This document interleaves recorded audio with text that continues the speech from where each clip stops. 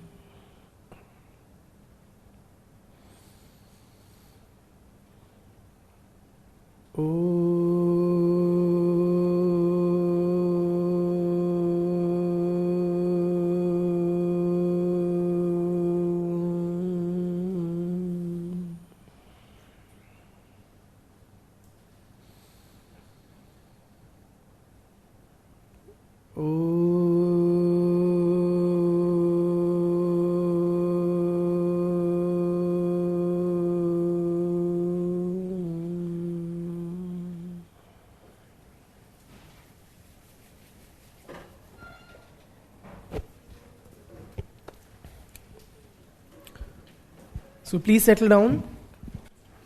And party we'll have on Children's Day rather than Teachers' Day. है ना? That will be more appropriate. Dhanyavad. Moving on, friends, to a new and another important stratification,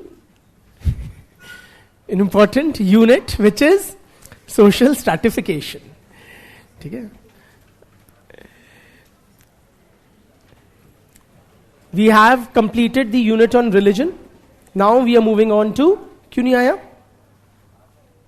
क्या करूं?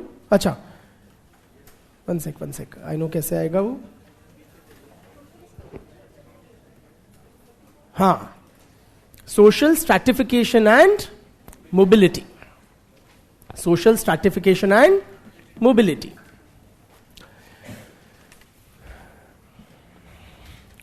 Very roughly, what do you understand by this term, social stratification? At a very basic, divisions in the society or levels in the society? Bilkul. Yes, or in simple bhasha, what we call hierarchy or inequality. The prevalence of a hierarchy or inequality in society. Stratification is roughly put that. Right? What it is very specifically in some detailed manner we will discuss as we proceed. But very roughly we will be discussing about inequality or hierarchy in society. ठीक? And what do you understand again mota moti by the word mobility? Movement from one strata to another or one level of the hierarchy to another is what we call social mobility, right? In this unit on social stratification, we will be discussing the following topics, which is our UPSC syllabus. Firstly, we'll be discussing various theories of social stratification.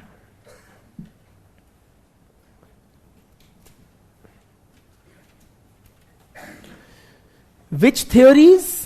You should know it by now. Functional theory, Marxist theory, Weberian theory. Very good. नहीं बस तीन बहुत. ठीक है? These are what is mentioned in the syllabus. Functional, Marxist and Weberian theories of stratification. Then we will discuss various dimensions of social stratification.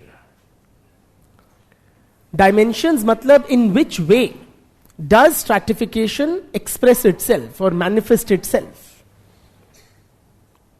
In other words, can you think of any stratification systems or any hierarchies which exist in society? Such as caste system. Bilkul. Caste is a system of social stratification. Right? matlab you have hierarchically arranged social groups. You have Brahmins and Kshatriyas, Vaishya and Shudra. To be sure, these four are Varna categories and not castes. And in each of these Varna categories, there are several castes which are present. Are you with me? For example, I belong to Baniya caste, which lies in the Vaishya Varna. Okay? You may have heard of Rajputs. It's a caste which belongs to the Kshatriya Varna. Okay? And so there are several castes arranged in a hierarchical fashion. Caste is a classic example or manifestation of a stratification system. Caste, friends, is a stratification system which is uniquely present in Indian society. Can you tell me any stratification system or any structured inequality in society which is present in all societies? Class. Very good. Also gender. Now, when we say class as a system of stratification, meaning what? In every society you would have upper class, middle class, lower class. Then we'll talk of gender as a basis of stratification.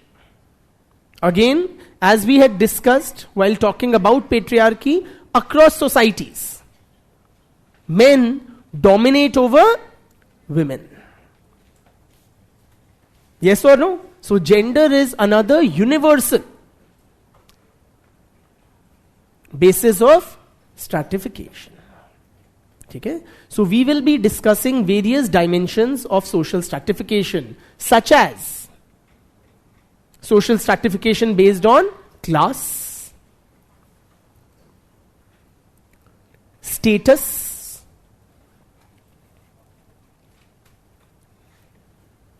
gender,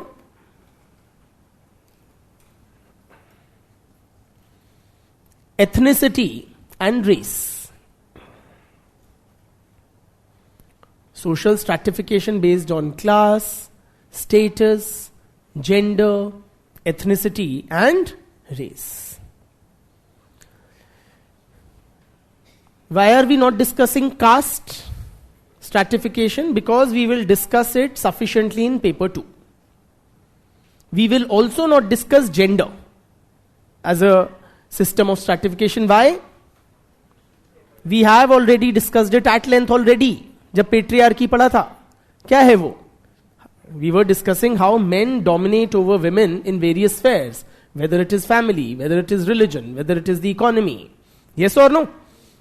We have discussed it already. We've covered it already. So that these we will not do again.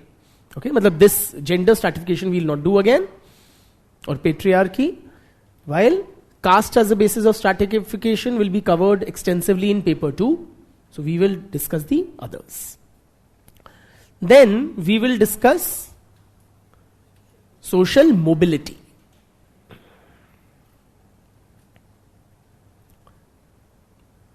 Wherein we will discuss what are open and closed systems.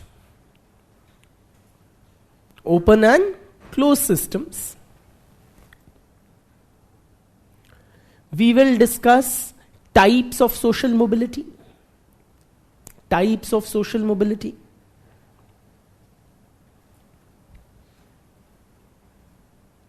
And then we'll discuss various sources and causes of mobility.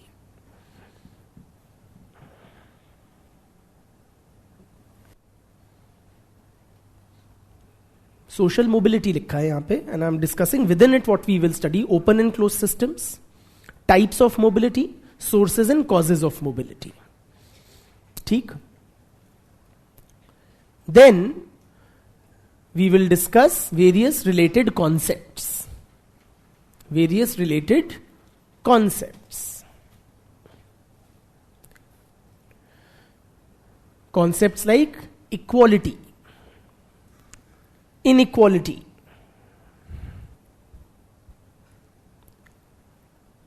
hierarchy,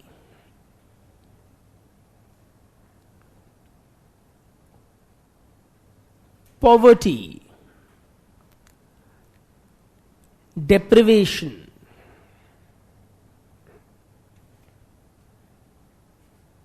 and exclusion.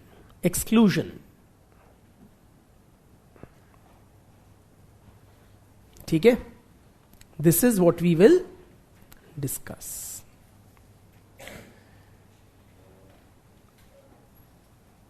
ठीक है? This is our agenda in the unit on social stratification. But before we get going with the theories, right, I just want to discuss with you an overall understanding, okay, that to begin with, what is social stratification? I'll dictate also. Okay? Now, when you say it is a hierarchy or there is layering, yes or no? In other words, groups are arranged in a vertical fashion. There are some social groups which are above others. Right? This is what it means. It's a hierarchy of what?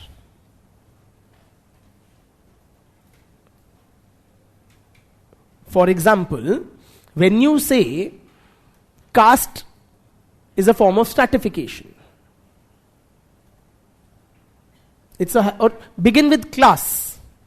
Class is a hierarchy of what? When you say upper class are above, the middle class who are above, the lower class, they are above in what terms? In terms of the amount of money they possess. Simply. It's a hierarchy of wealth. Yeah, money.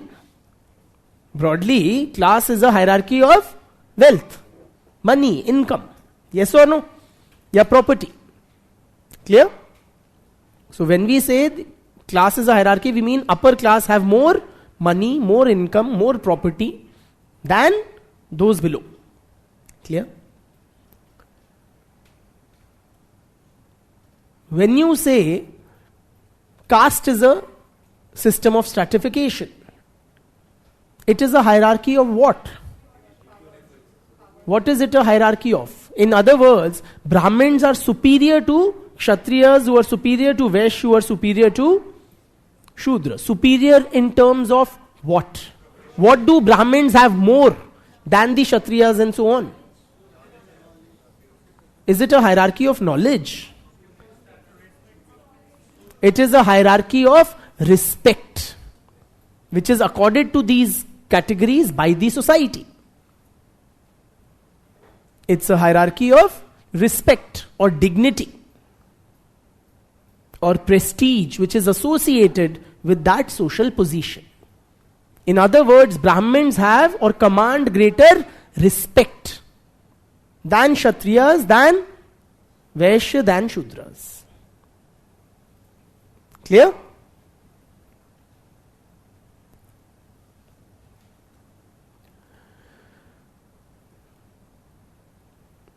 Now tell me, friends, is it only, say, class, is it only or purely a hierarchy of wealth? When we say social stratification, there are three basic things which members of a strata may possess more than the lower strata. Namely, power, prestige, and paisa. Power, prestige, and paisa. Yeah, money. Okay? So when you say class is a hierarchy of money या पैसा, is it only of पैसा? बताओ ना logically सोच के. Or do our upper class also, do they command greater respect or prestige in the society than lower classes? Yes or no? By and large, it is also a hierarchy of prestige and power. मतलब अमीर लोगों की समाज में ज्यादा इज्जत होती है than not so अमीर people. Does Mukesh Ambani only have more money than me? Or does he also enjoy greater power than you and I? Clearly, he also enjoys far greater power than you or I. Yes or no? So it's also a hierarchy of prestige and power. The caste system, is it only a hierarchy of prestige? Is it only a hierarchy of prestige? You're saying yes? In pre-modern society, a traditional Indian society, the three did go together. In other words, the higher castes not only enjoyed greater prestige, but also greater wealth and power than the lower castes. But with modernization, a lot of changes have taken place and the situation has become far more complex. Are you with me? Point is, friends, the three dimensions of stratification, power, prestige and paisa, may or may not go together. May or may not go together. Lot of times people will think that the rich tend to be more powerful and also enjoy greater prestige in society than the middle class or the poor. But not necessarily so. You may have a sadhu who is a mendicant. He is a beggar. He survives on alms. But does he command respect in the society? Say our Samaj. Yes, people will bow down at the feet of the sadhu. Yes or no? People far richer from the middle class and the upper classes will bow down at the feet of the sadhu sant. Yes or no?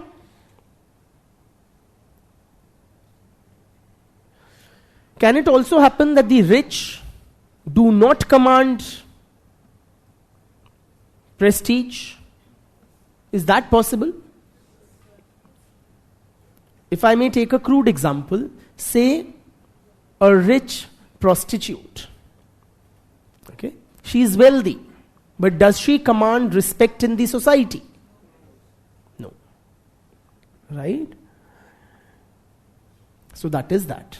Okay? But in general, we contend that stratification system is a hierarchy on these three parameters of wealth, power and prestige. Okay? They may or may not be overlapping is another matter.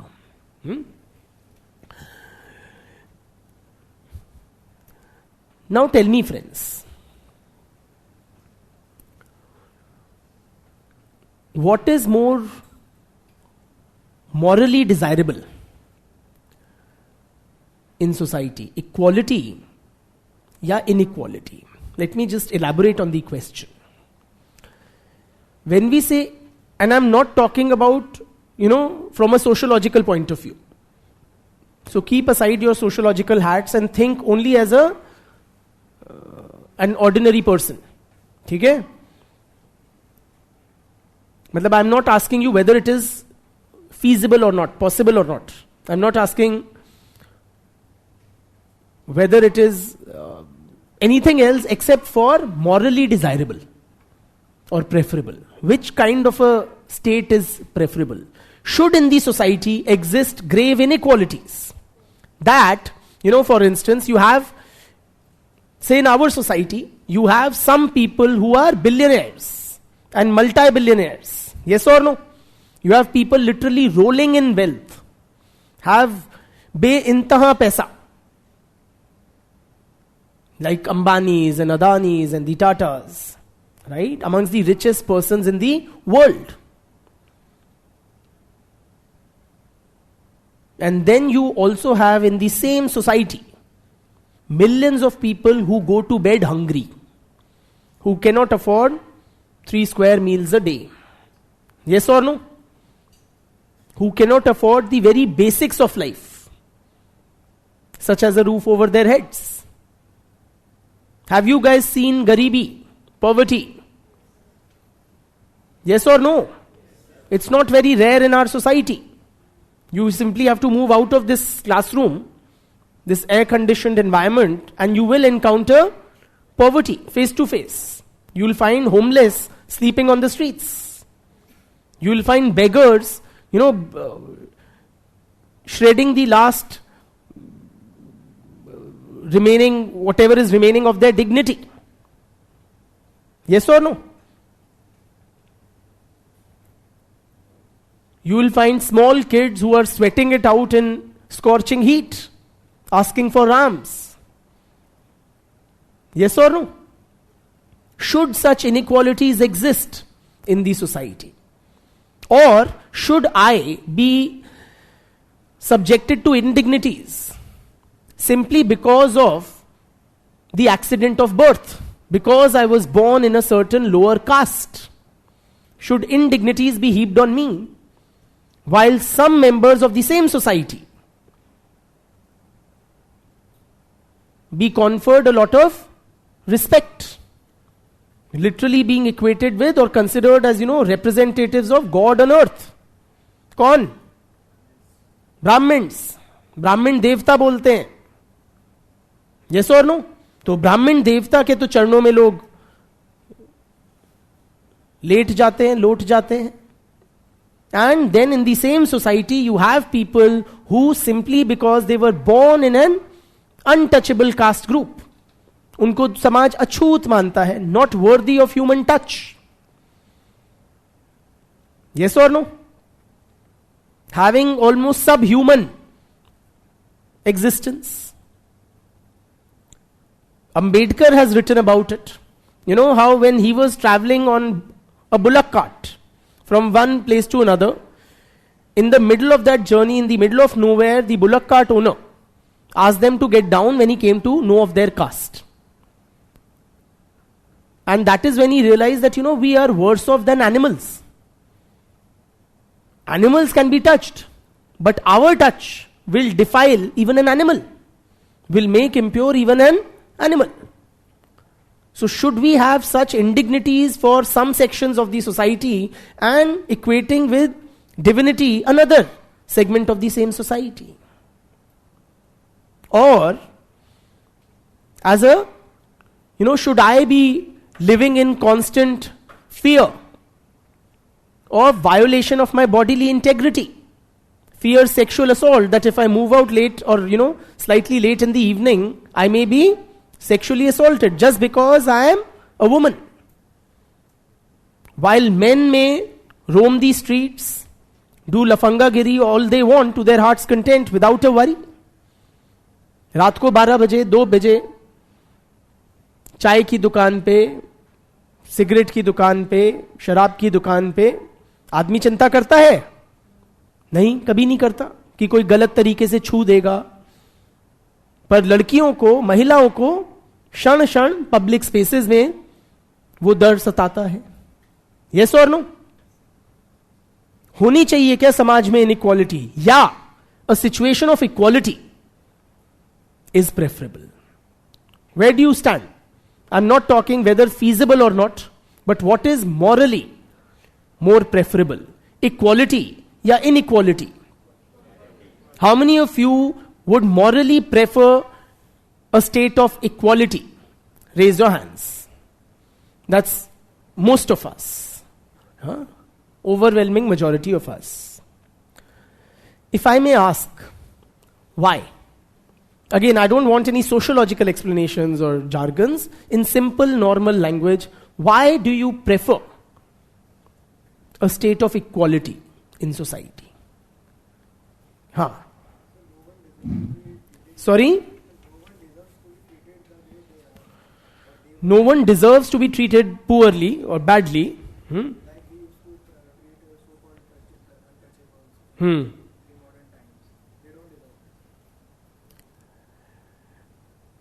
One second. Online students, thanks a lot for your wishes. Yeah. He's saying that nobody deserves to be subjected to indignities. Okay, everybody deserves some modicum or basic level of respect as a human being. Brother. Inequality causes conflicts.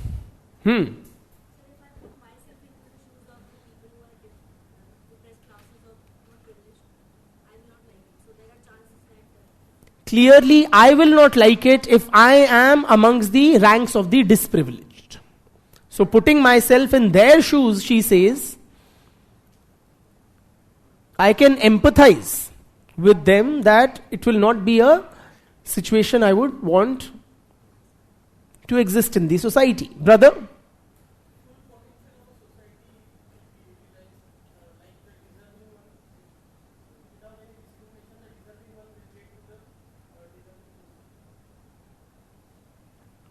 So if you have a situation of equality you are suggesting, then those who are deserving, without any impediments or without any, they'll be able to realize their full potential. Yes? Yes, Bitya?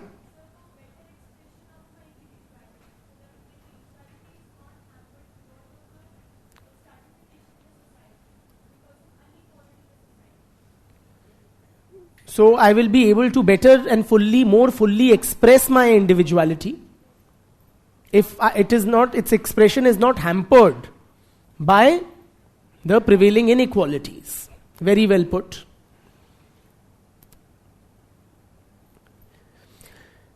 Well, friends, so clearly, we all do share a very strong moral preference for equality. Bluntly, simply, it seems more fair, more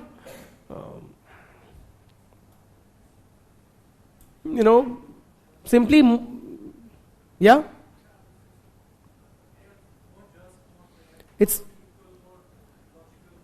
more just and more fair, huh? You treat others the way you would want to be treated, so you put yourself in other people's positions. Even if we keep morality aside, equality benefits the whole society. How?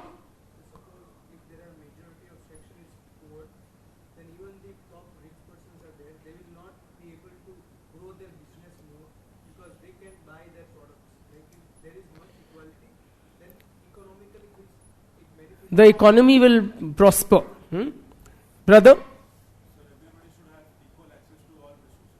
Everybody should have equal access to all resources. Brother? People must not be discriminated based on the accident of birth. Clearly, we all share a very strong moral preference for an egalitarian social order. Not just us. You and I, we are very ordinary people. This quest for the establishment of an egalitarian society is very old in human history. Since long, friends, since several centuries, and to be sure, since several centuries before the great Karl Marx, this notion of an egalitarian society is not original to Marx. He is, of course, its most prominent modern day proponent.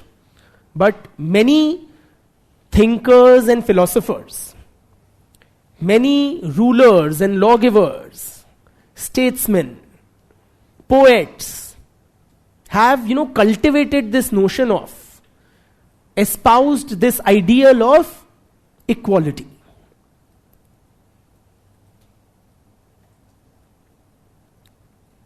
Since thousands of years. People have written about it, explored its various dimensions, etc. Okay?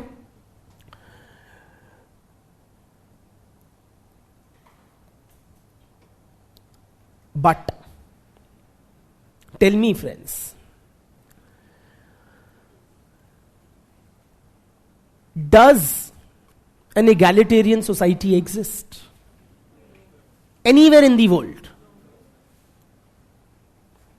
Let me take this question a step further. Has an egalitarian society ever existed in human history?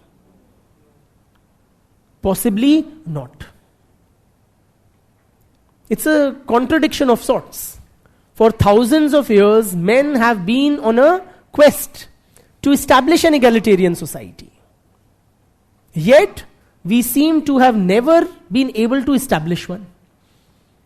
Throughout human history, all societies have been characterized by stratification or some sort of inequality or the other.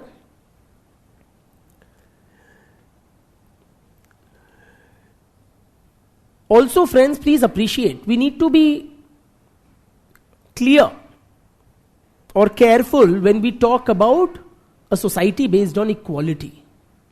What kind of equality are we really talking about?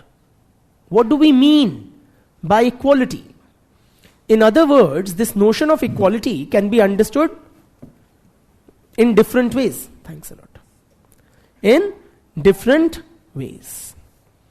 Specifically, there are at least three notions of equality. One is what we call formal equality, या legal equality. Formal या legal equality. Meaning what? In the eyes of the law, all persons be treated equally.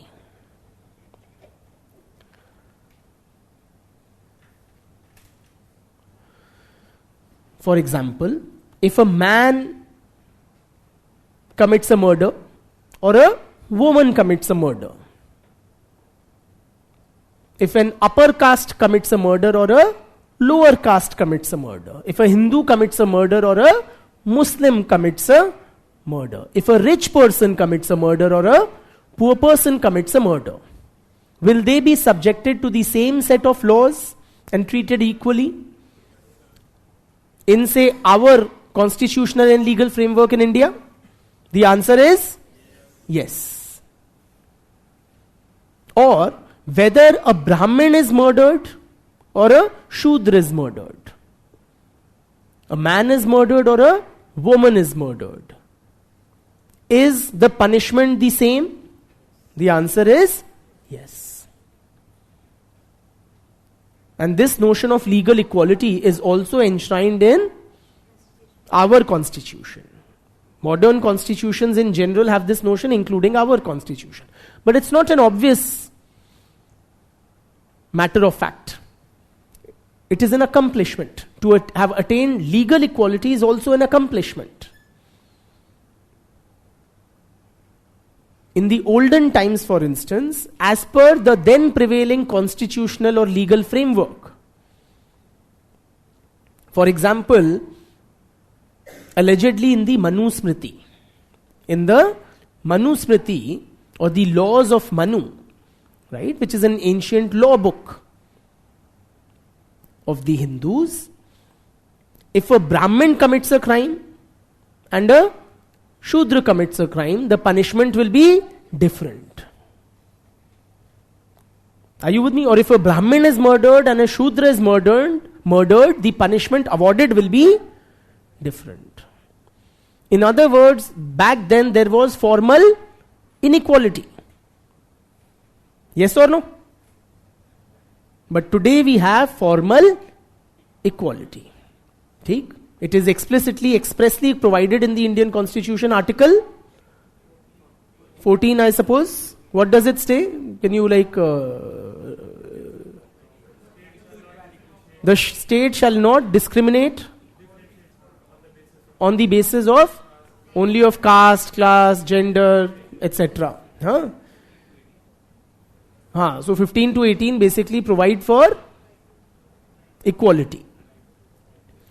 So that's a major accomplishment, clearly. We've come a long way. But are you satisfied with the accomplishment of formal या legal equality? क्या आपकी जो वो yearning for equality थी, that quest for equality which you were espousing, has that been met or satisfied? क्यों? क्या चाहिए आपको? So, another type of equality, okay, is equality of opportunity. Equality of opportunity. मतलब कि all persons should have an equal chance to realize their full potential. All persons should have an equal chance to realize their full potential. ठीक.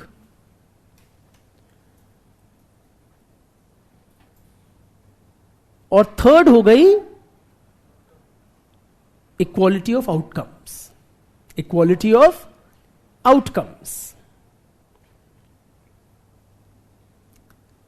Simply understand it this way. Equality of opportunity would be that all persons have an equal chance or an equal opportunity to be able to earn 50,000 rupees a month, or to secure a job which pays them 50,000 bucks a month. Equality of outcomes kya hui? That at the end of the month, every person gets 50,000 bucks. ठीक है. So when you say that you, or when you voted for an egalitarian society or a society based on equality, which kind of equality did you have in mind? Was it formal or legal equality, या equality of opportunity, या equality of outcome? How many of you were satisfied with legal equality? It seems none. Then which of the two you want? Or how many of you want equality of outcome? That every person should have the same amount of power, prestige, paisa. Please raise your hands more fully, more surely. Don't worry about the number of hands being raised alongside you. ठीक है. So we do have some. But how many of you had in mind equality of opportunity? Most of you were in favor of, or are in favor of, equality of opportunity. सबको पूरा मौका मिलना चाहिए. अब उस मौके का वो फायदा उठाए ना उठाए, वो उसके ऊपर है. All people should have an equal chance to realize their full potential. Some. Now please appreciate, if in a society you have equality of opportunity, you will have in that society inequality in terms of outcomes. Yes or no? Simply, if the society makes it possible for all persons to be able to get a job worth 50,000, some will be able to get that job while others will have to be satisfied with less. For example, is there equality of opportunity in terms of preparing for the becoming a civil servant? But how many will become? Only a handful will become. ठीक? So the rest will have to make do with a social position which is of lesser prestige, power, etc. Yes or no? And if you take into account corrupt means of earning, then also paisa than civil servants. ठीक?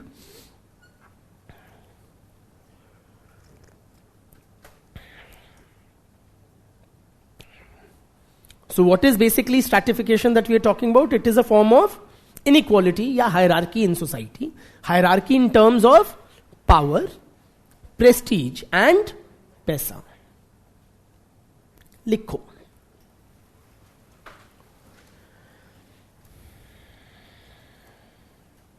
Social stratification, use a shorthand SS. ठीक है? Social stratification refers to the presence of social groups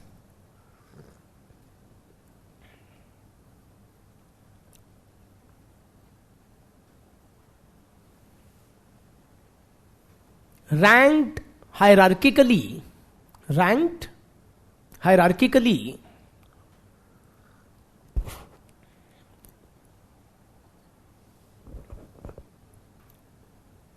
one above the other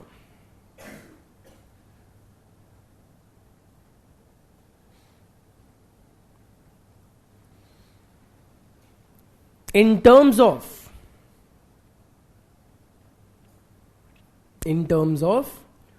different amounts of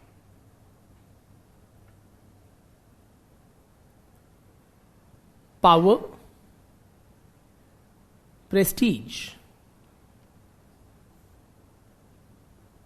and property, alliteration sake, anupras alankar, that their members possess. Social stratification refers to the presence of social groups ranked hierarchically, one above the other, in terms of different amounts of power, prestige and wealth that their members possess. ठीक? Full stop. Next para. Members of a strata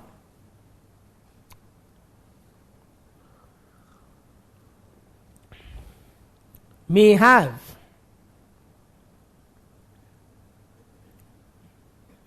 common interests,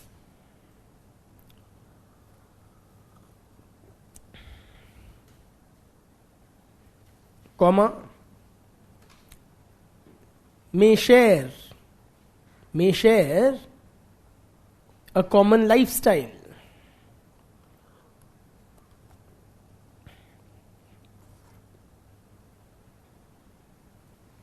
and may develop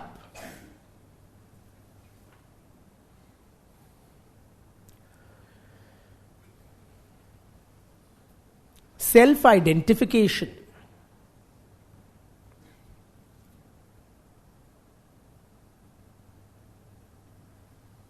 as members of that strata. As members of that strata.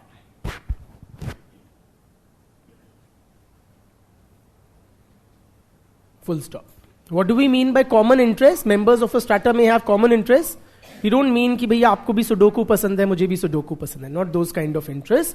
We mean, say for example, do members of the working class have some common class interests?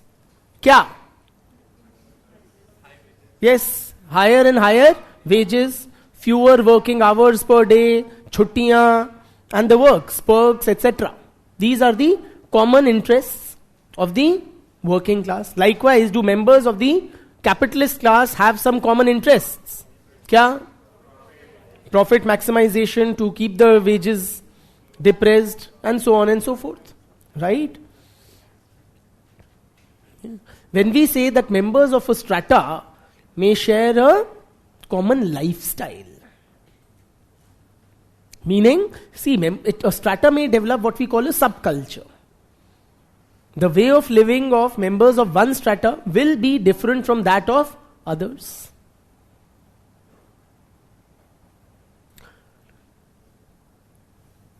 For example, in my household, a certain baniya kind of khana will be cooked, which will be different from the kind of khana which is cooked in a Brahmin household, in a Jain household, in a Dalit household. Yes or no? So, in all Baniya households, you will find similar kind of food being cooked. In Dalit households, you will find another kind of food being cooked. In Brahmin households, another kind of food being cooked. Yes or no? And when we say that members of a strata may develop a self-identification as members of that strata. In other words, people would have, a sense of belonging to that particular strata. For example, by the end of this course, you will have heard it at least 50 times from my mouth that I belong to Baniya caste. Kyun? So I have a sense of identification with my caste. But it's not just me. Do you guys also have a sense of identification? A sense of awareness that you belong to your caste, whichever it is? Yes, you do. Yes or no? Okay, so members of a strata may share common interests, may share common lifestyle, and may develop self-identification as members of that strata. Full stop. आगे लिखिए, next para. According to Melvin Tewman,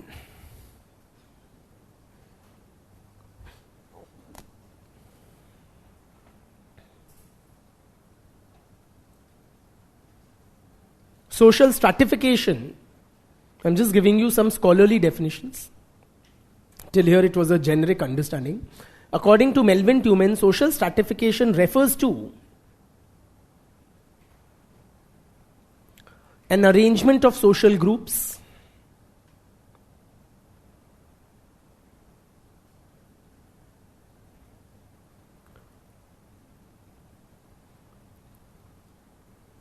into a hierarchy of positions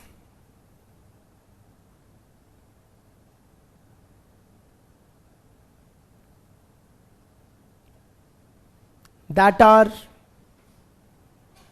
unequal. That are unequal with regard to power,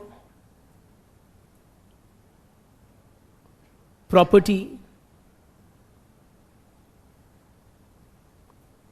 social evaluation. Social evaluation matlab how others see you, right? How others evaluate you. And psychic gratification. Psychic gratification.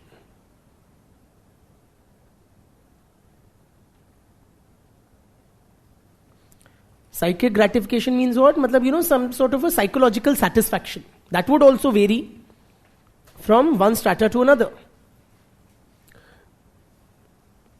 For example, in general,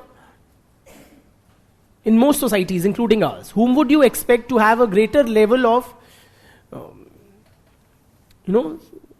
having a greater level of sense of self-worth, or, being self-assured that I am worthy of something? Men or women? Men. Why? People see them that way, and then, for example, women participate to a much lesser extent in economically productive activity. आदमी जब 4 पैसे कमा के लाता है तो उसकी एक sense of self worth develop होती है. And fewer women are engaged in gainful employment outside of the home. So women are more, therefore likely to be taken in by self-doubt, feelings of inadequacy, lack of achievement, etc., or making any meaningful contribution, right? Compared to men. So men in that sense have more psychic gratification than women.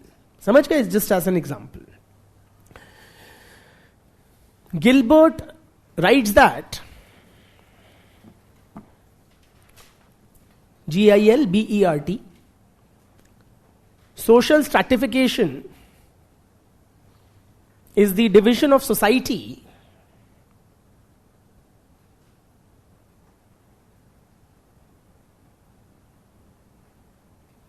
into permanent groups or categories. I repeat, social stratification is the division of society into permanent groups or categories linked with each other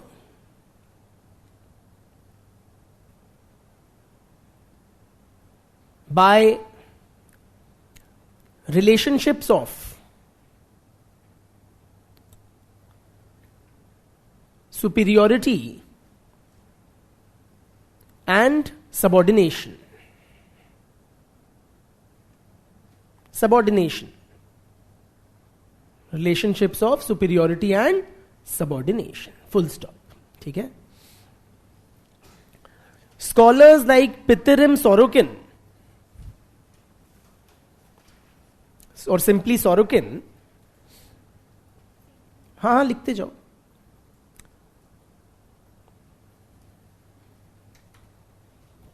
Sorokin, Sorokin, contend that, argue that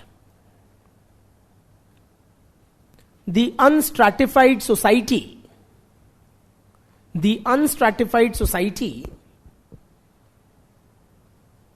is a myth. Matlab it has never existed in the history of mankind. It has never existed. Throughout human history, all societies have been stratified or unequal. So friends, which kind of scholars, which theory would argue that social stratification is inevitable, that it is universal? Bilkul. So that brings us to the functional theory of social stratification.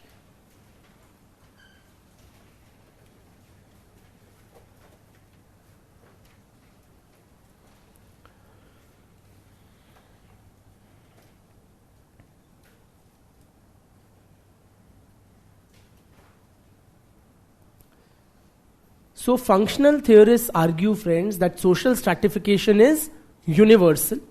Matlab, it's present in all societies. It is present in all societies. Also that it is inevitable.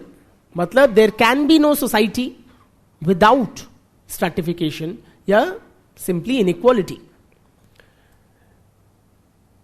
And it is functional.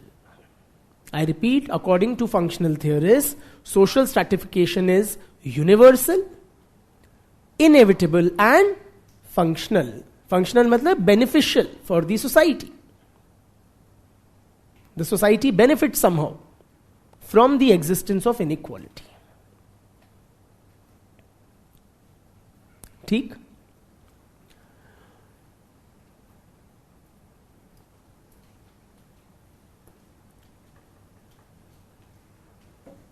And one such scholar is Talcott Parsons. नया नाम नहीं है, मुबारक हो. Talcott Parsons.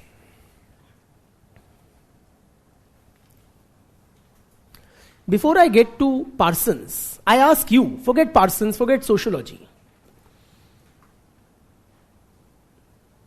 In this classroom, or in this whole world, are any two persons, any two, you pick up real brothers or real sisters, you pick up two persons sitting next to each other in the classroom, or you pick up one person here, another in America, okay, thousands of miles away or hundreds of miles away. Any two persons, are they same? In other words, between any two persons, one will be taller than the other. One will be more muscular than the other. Yes or no? One will be fairer than the other. One will be prettier or more beautiful, more attractive than the other. Yes or no? One will be more intelligent or capable than the other. Yes or no? तो एक से दो, कोई भी दो लोगों के बीच में एक दूसरे से ज्यादा शक्तिशाली होगा, बुद्धिमान होगा, सुंदर होगा, काबिल होगा या नहीं होगा? क्लियरली होगा. That is how nature has made us. Each different from the other. क्या कोई भी दो लोग फोटोकॉपी हैं एक दूसरे के? नहीं है. Clearly? Then how can you have equality in the society?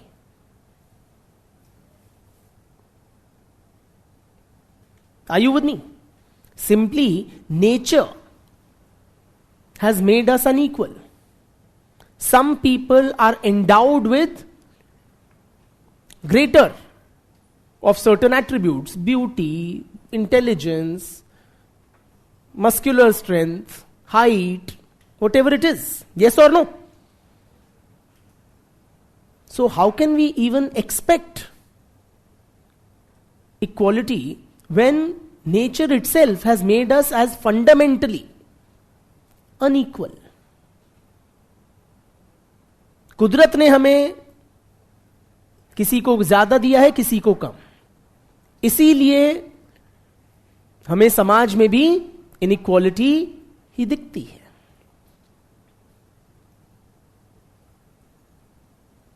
ठीक है. Some such argument is developed by functional theorists.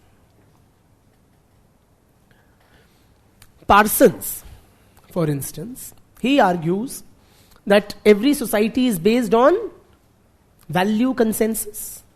If you recollect, so people agree upon the basics. They have shared norms and values in every society.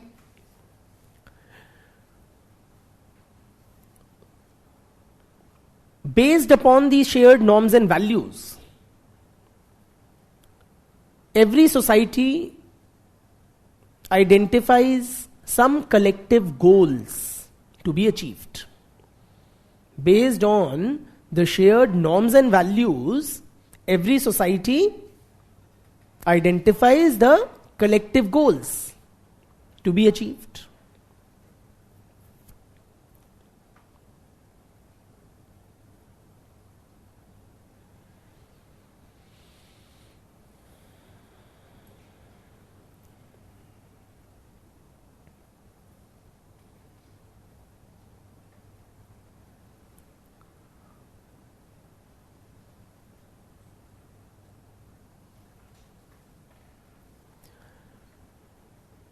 For example, American society. Parsons talks specifically about America. Now, American society is based on values of materialism. Okay? Materialism is one underlying value in American society. Based on that, a collective goal which has been identified by the American people is material progress, economic progress, material prosperity. ठीक? That is a collective goal of the American people based upon the underlying value of materialism.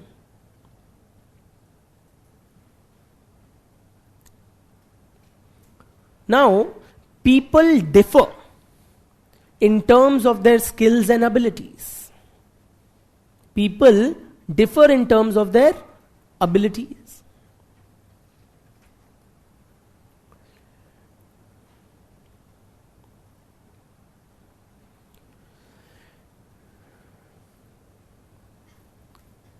Meaning what? Some people contribute more to the attainment of the collective goals than others.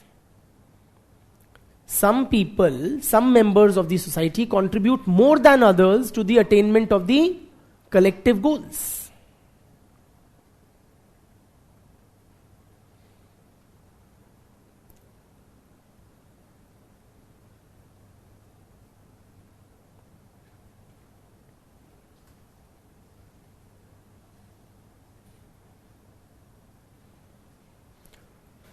For example, if America, values materialism and economic productivity, right? They are striving for material prosperity, wealth creation. Who has greater skill, ability, intelligence to create wealth? Bill Gates, yeah, the average American. Bill Gates has made a greater contribution to wealth generation in American society than the average guy. ठीक?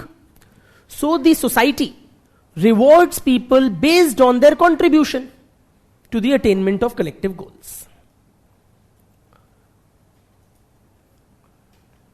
Society rewards people differently based on their contribution to the attainment of collective goals.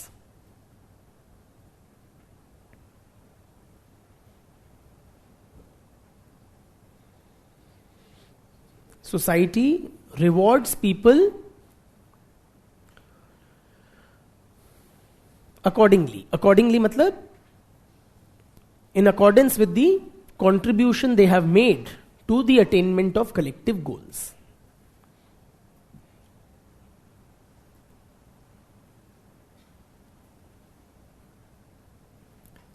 Simply because Bill Gates has contributed greater to the collective goal of the American people, which is wealth creation, economic productivity, technological innovation. So the American society has rewarded him more than the average American in terms of greater power, greater prestige, greater wealth.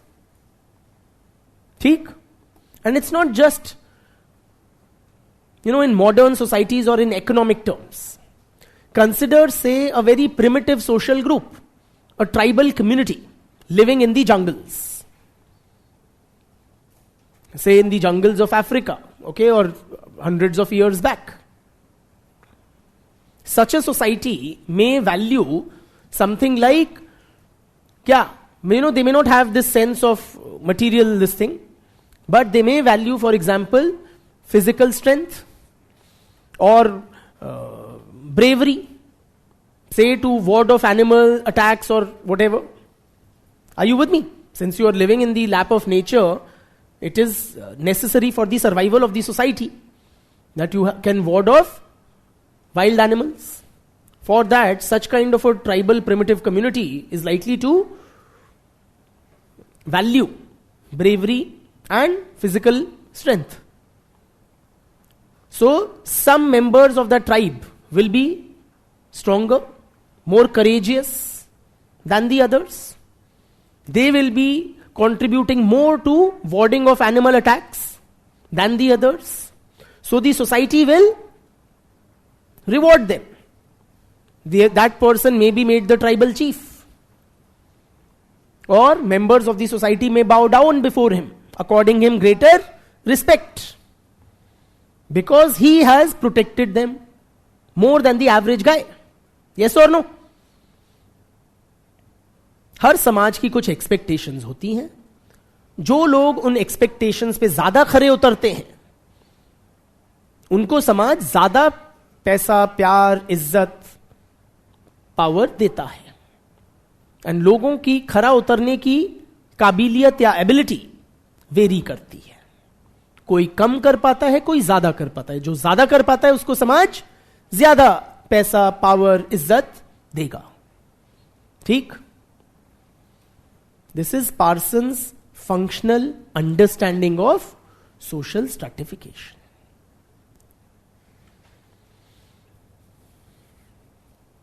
Another functional theory of stratification is given by Kingsley Davis and Wilbert Moore.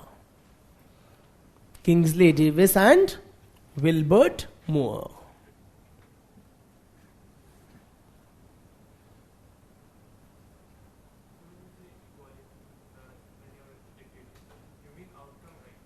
In where?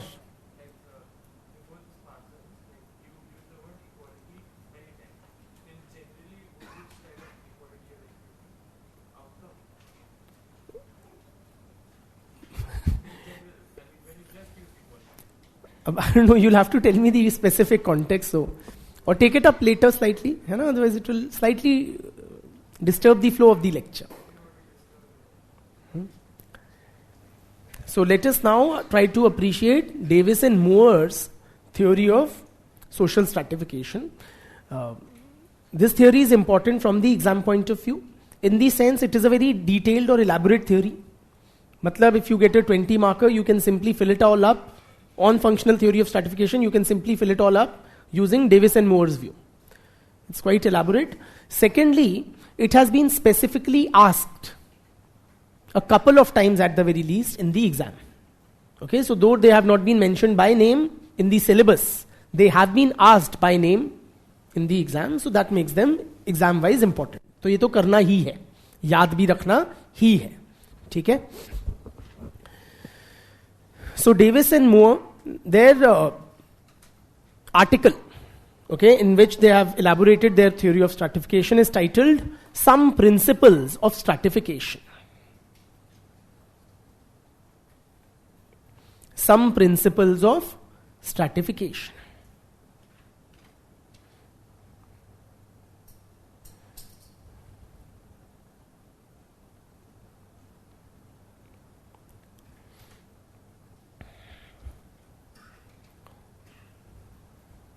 Now, what they argue in this article, or first they begin with the observation that social stratification is universal. Social stratification is universal, matlab it is present in every known society.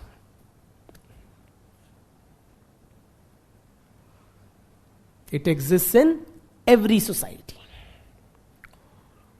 Why does stratification exist in every society? Stratification, please appreciate, simply it is a fancier term for inequality or hierarchy in society. Unch neech. Why is stratification universal? Because it fulfills an important functional prerequisite.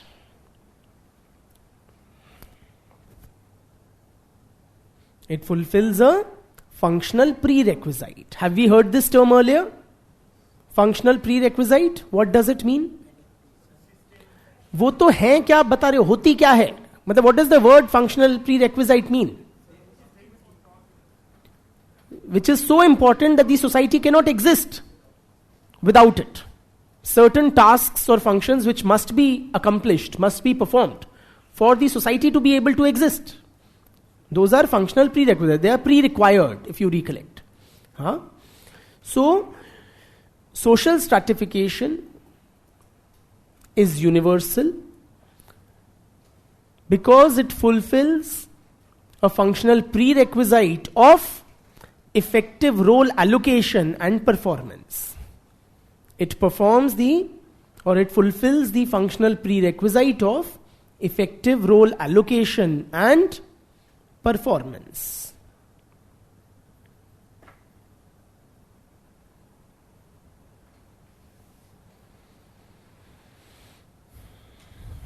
What do we mean by effective role allocation and performance? Let us try to understand. Firstly, friends, there are various roles in the society. You have a very large number of roles, ranging from the role of the Prime Minister to the role of the peon, the role of the civil servant and the role of the teacher, the role of the soldier and the role of the accountant, and the role of the sweeper. There are a large number of roles in the society. You need, what do we mean? I'm explaining what we mean by effective role allocation and performance. All these diverse roles, they have to be filled. Matlab some person has to be assigned that job, somebody has to do it. चाहे वो sweeper का काम हो या प्रधानमंत्री का काम हो. Yes or no? So you need to assign people to all the various social roles that are there. Now some social roles, friends, are more important than others. Some social roles are functionally more important than others.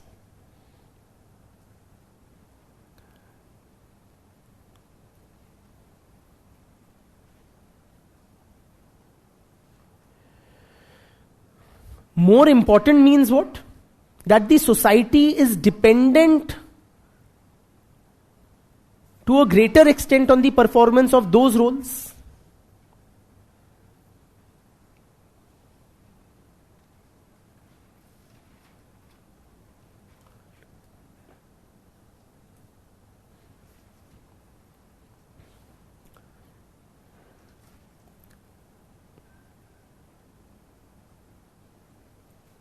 Simply, as an example, tell me, किसका काम society के लिए ज्यादा जरूरी है?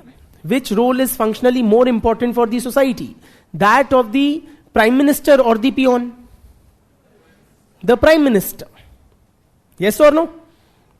That is far more crucial and critical a role than that of a peon.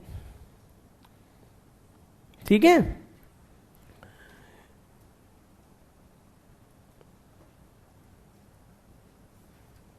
So we need to find persons for all roles, and those roles which are more important, they will require more capable persons, more competent persons. Yes or no? The functionally more important roles require more competent persons.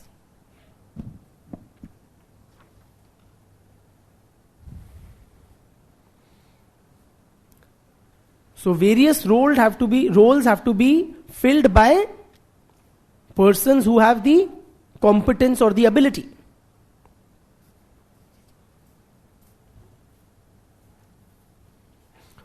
Dhanyavad. Also, friends, please appreciate these roles. See, we are trying to understand why there is social stratification. Why don't we give the same amount of respect to the Prime Minister and the peon? The same amount of power to the Prime Minister and the peon? Are you with me? So, for the performance of certain, the more important roles, it typically requires longer periods of preparation and training. The more important roles require longer periods of preparation training, and that training will have to be given, preparation will have to be done by those who are incumbent or occupying a certain role. Yes or no? Any requisite training for the performance of a role must be imparted.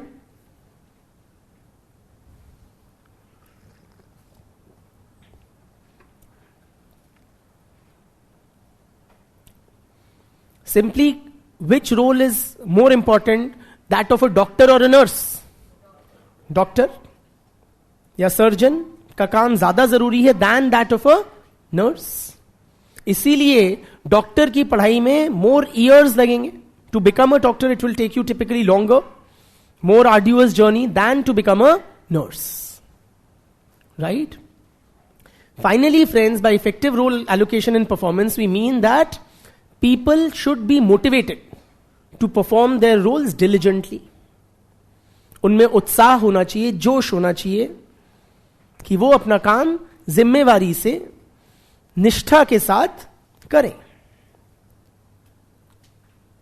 So people must be motivated to perform their roles.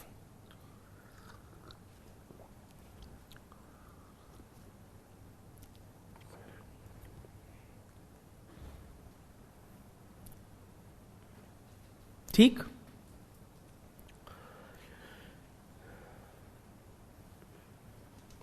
मतलब we need some mechanism to ensure effective role allocation and performance, yani to ensure that all roles are filled by the competent persons, where any training is required to perform the more important task, that training is given, and the people are kept motivated to perform their roles diligently. ठीक है? You need to match people's abilities with the social roles which are being assigned to them. हमें particularly for the more important roles, we need to identify and select more capable, more competent persons. Right? And this functional prerequisite of effective role allocation and performance is achieved by social stratification. The stratification system ensures that we are able to select the most competent persons for the more important social roles.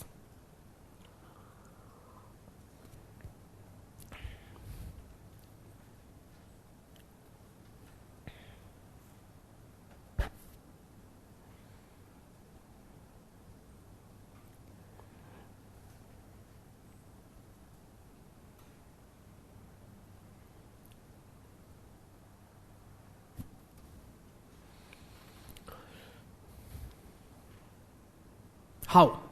Let us try to appreciate. What do we mean by social stratification? That some positions in society or some roles in society are accorded greater rewards. मतलब greater power, prestige and paisa than other social roles. Continuing with our example, the position of the Prime Minister is associated, or let us say civil servants, is associated with greater rewards in terms of greater prestige, power, paisa, than the position of a peon. Right?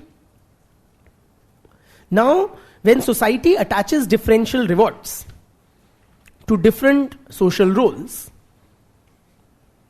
meaning higher rewards to the more important roles, what will it do? It will motivate a large number of people to strive for which roles? the roles which are more highly rewarded.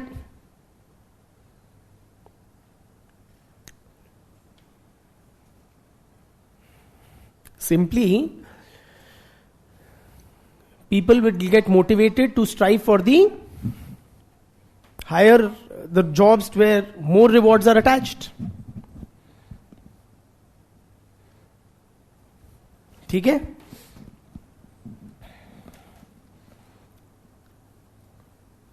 मतलब this will make available for those social roles a very large talent pool, and the society will then be able to select the most capable persons.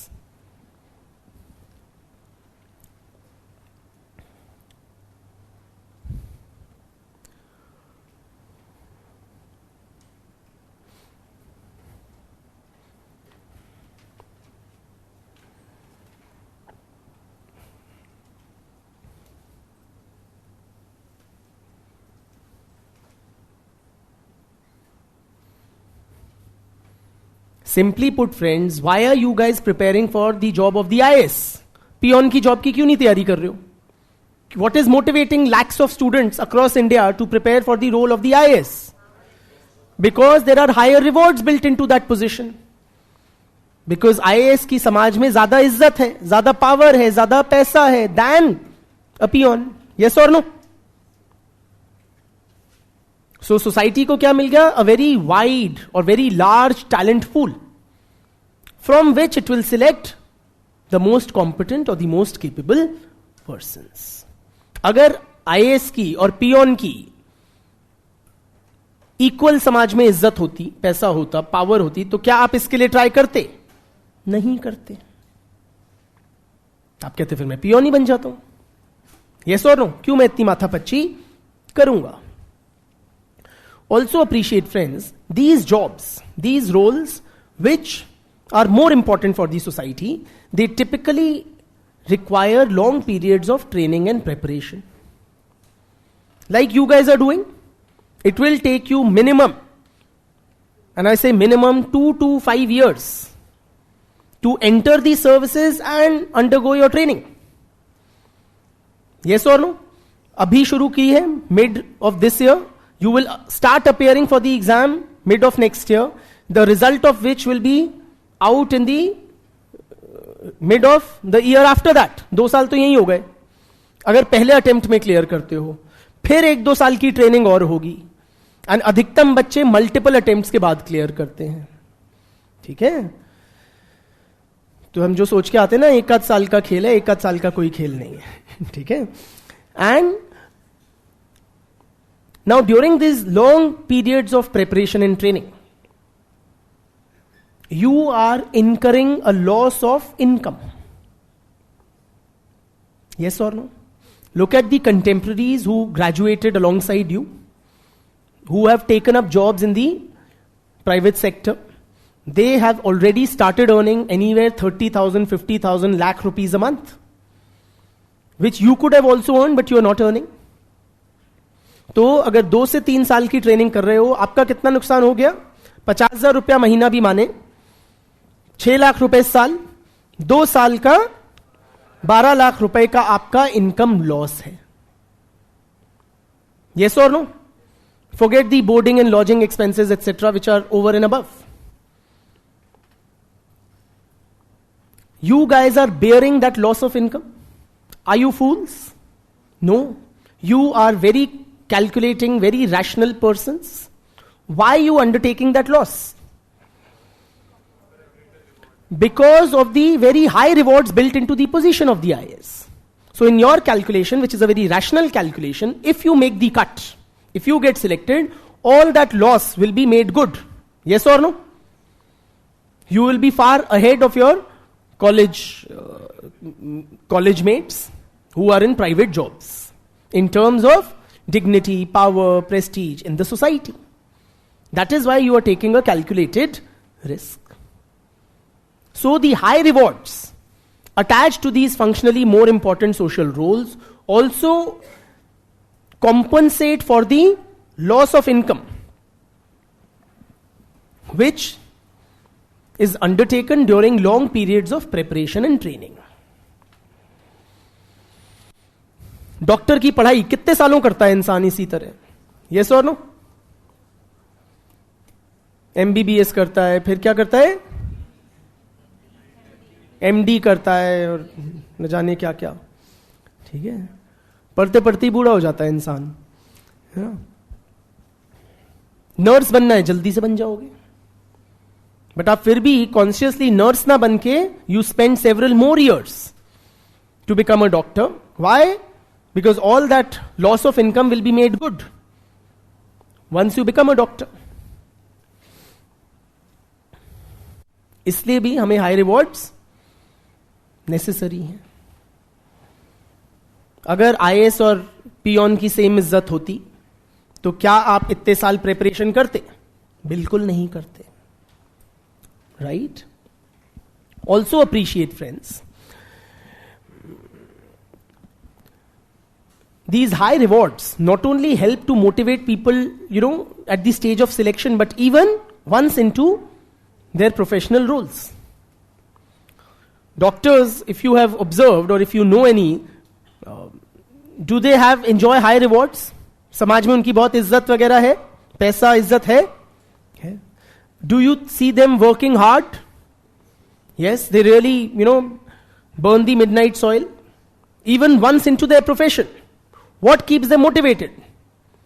It is the high rewards built into that social role. क्योंकि मुझे समाज इतनी इज्जत देता है, मुझे पैसा देता है, इसलिए मैं अपने काम को निष्ठापूर्वक करता हूं. Are you with me? So the high rewards ensure that incumbents remain motivated to perform their tasks diligently.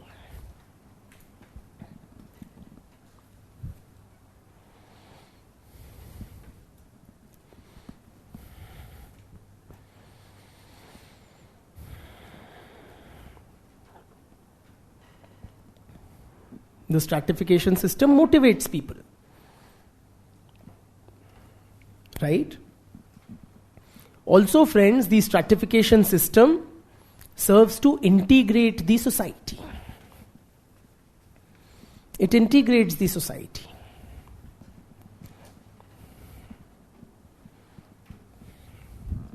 Integration in what sense? Please appreciate. Those below, they start looking up to those who are above in the stratification system. They accept the directions and commands, the guidance, etc. of those above them.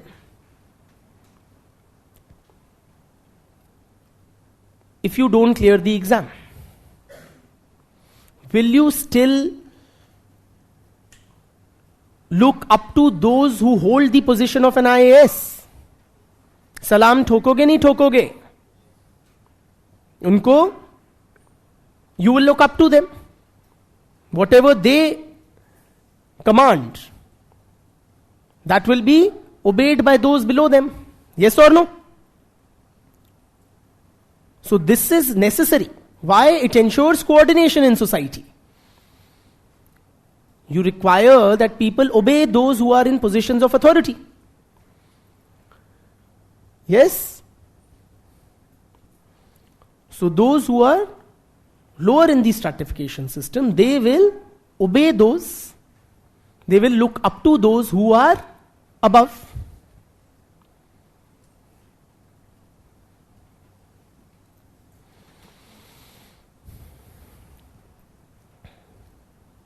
Thereby ensuring cooperation, coordination and integration in society.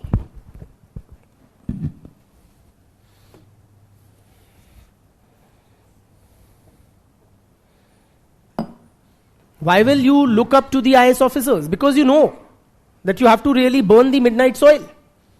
Yes or no? You know that it requires a lot of mental strength, caliber to be able to reach that position.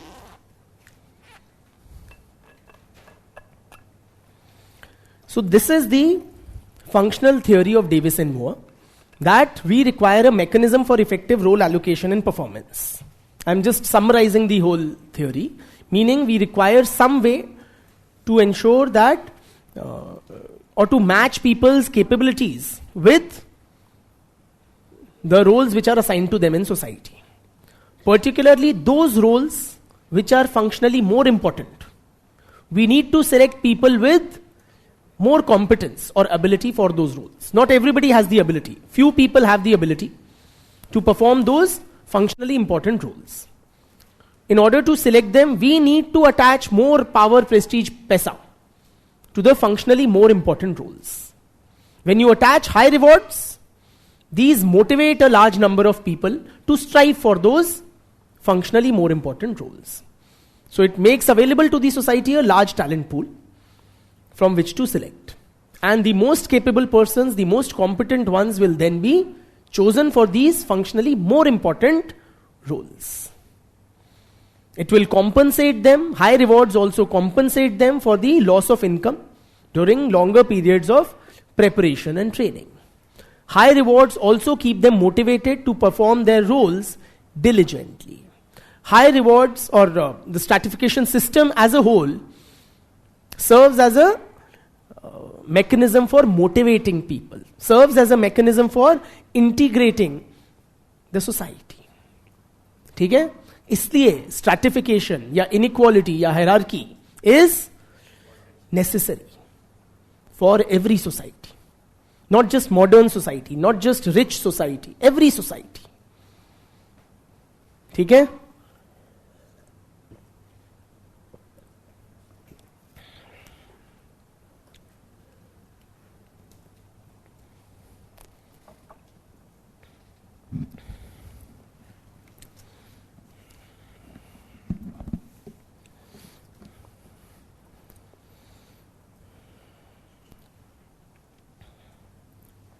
With that, we take a well-timed break.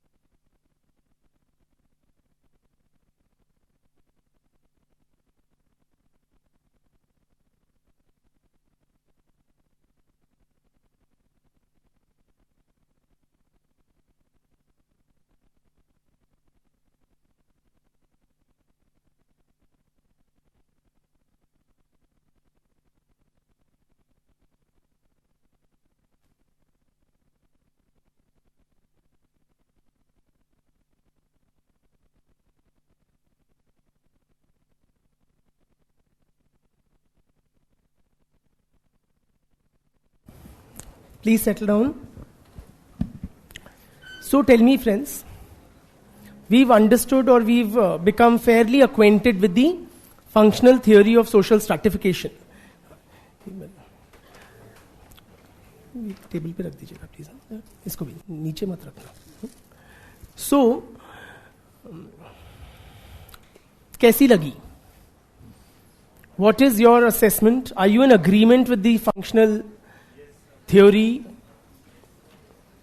that it is inevitable, that it is universal, and that it is greatly beneficial for the society? बताइए. Huh? How many of you are, should I say, satisfied with the arguments of the functional theorists? Raise your hands.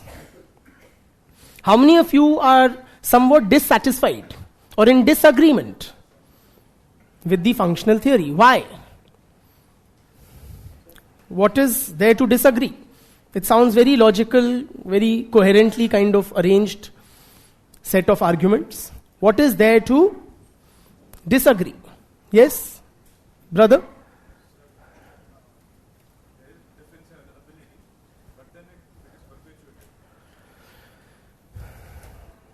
Okay, build on that.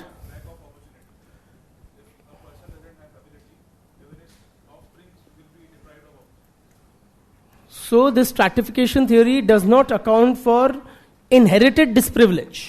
Good. Brother?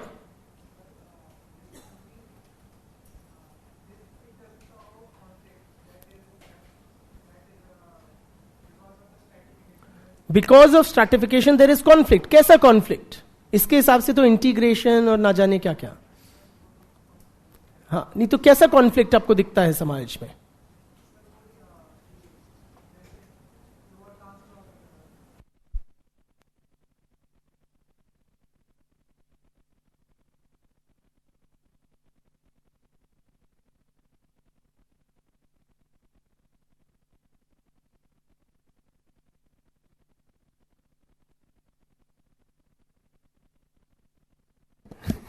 Yeah, please continue.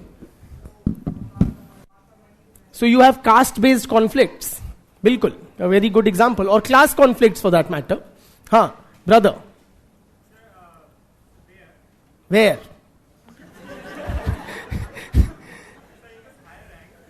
Huh.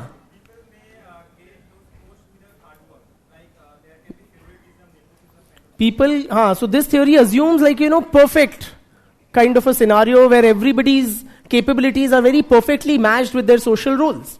In reality, people may get highly rewarded positions based on nepotism, this or that. Ghuskhori. Brother? This theory says that more competent you can get for the more competent, higher post in society. But there are ceilings there for people of certain sections of the society. So some sections of the society may be prevented. Yes, rising to the top or accessing the highly rewarded social roles. Bitya.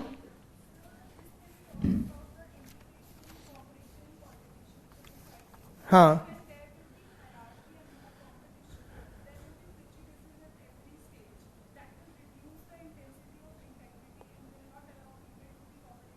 Very good. So instead of enhancing cooperation, it can hinder it.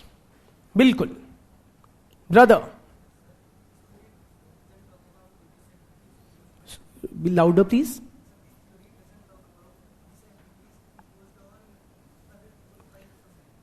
Bilkul. This theory doesn't take into account or ignores, frankly, the disciplinaries imposed by the stratification system itself. और तो क्या ही बात करें, but by the stratification system itself. Brother. हाँ तो ये तो कहते हैं बढ़िया है. हाँ. Okay, so what he's saying, there's some things may prevent people from exploring their full potential. Sorry? Equalities को justify करती है from a Marxist perspective, एक status quoist kind of a वो है. बिटिया.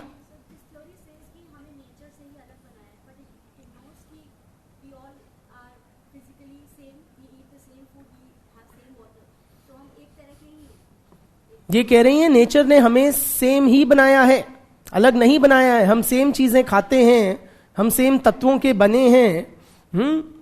Do you agree with that? How many of you would agree with that point of view? What she is saying, that we are same, we are not different, endowed by nature we are same. Or do you tend to agree more with the functional argument that nature has made us, somebody prettier than the other, or taller than the other, or more powerful than the other?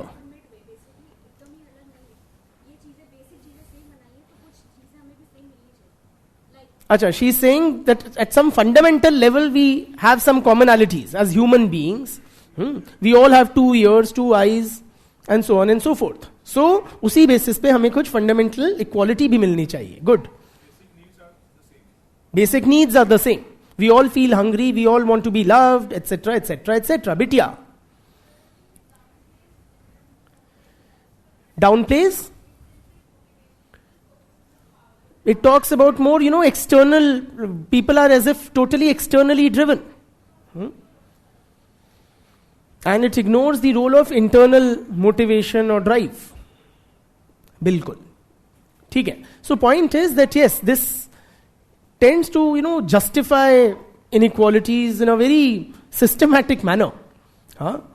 But then social stratification, or these theories of social stratification, have been subjected to numerous criticisms as well, as follows.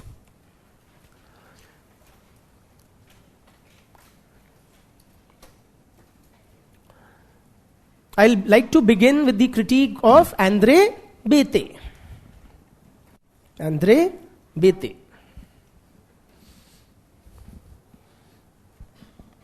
किसके बेटे हैं ये? Mister बेते के. Now, what Andre Bete argues, friends, that ध्यान से सुनिएगा, इनकी बड़ी, he's got a very, simple and powerful argument. What he says, functional theorists, they presume natural inequality. Functional theory of stratification is premised upon natural inequality. That somebody is taller or prettier and more intelligent or more powerful, right? Bete argues otherwise. Bete says nature has not made us unequal. Nature has made us all different. Nature has made us different, not unequal.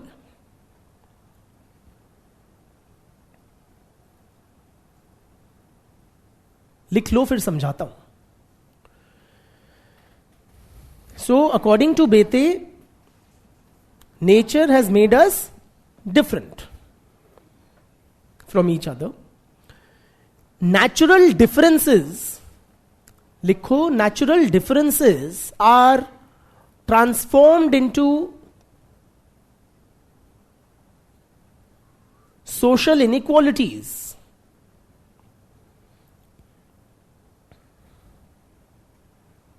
through a social or cultural process.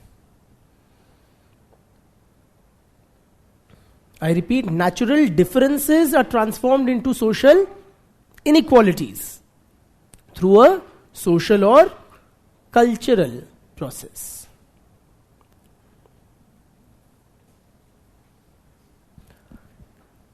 Meaning what? See, simply, you're right, functionalists, when you say no two people are same. Really, one is taller than the other, one is more muscular than the other, one is fairer than the other. But then again,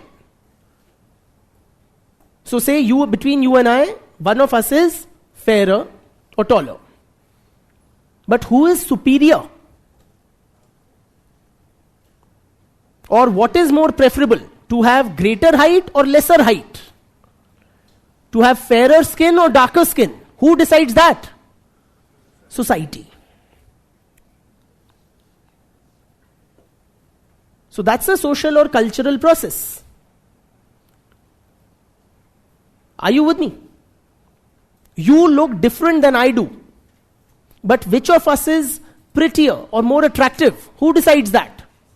Society. So we all have been created different from each other, clearly, by nature. But then, this is a socio-cultural process that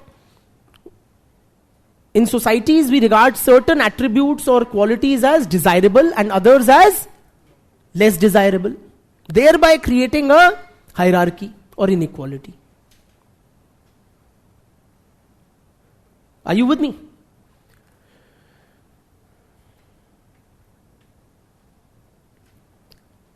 For example,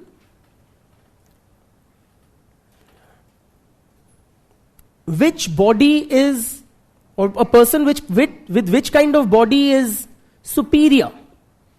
The one with a muscular body or a less muscular body? आप कौन होते हो बताने वाले? समाज बताएगा. And that will depend. For example, for men, a more muscular body may be considered as superior or more desirable. But amongst women, a more muscular body or a less muscular woman, possibly a more delicate and less muscular and vulnerable kind of a woman, weak, physically weaker woman may be considered as more attractive. Are you with me?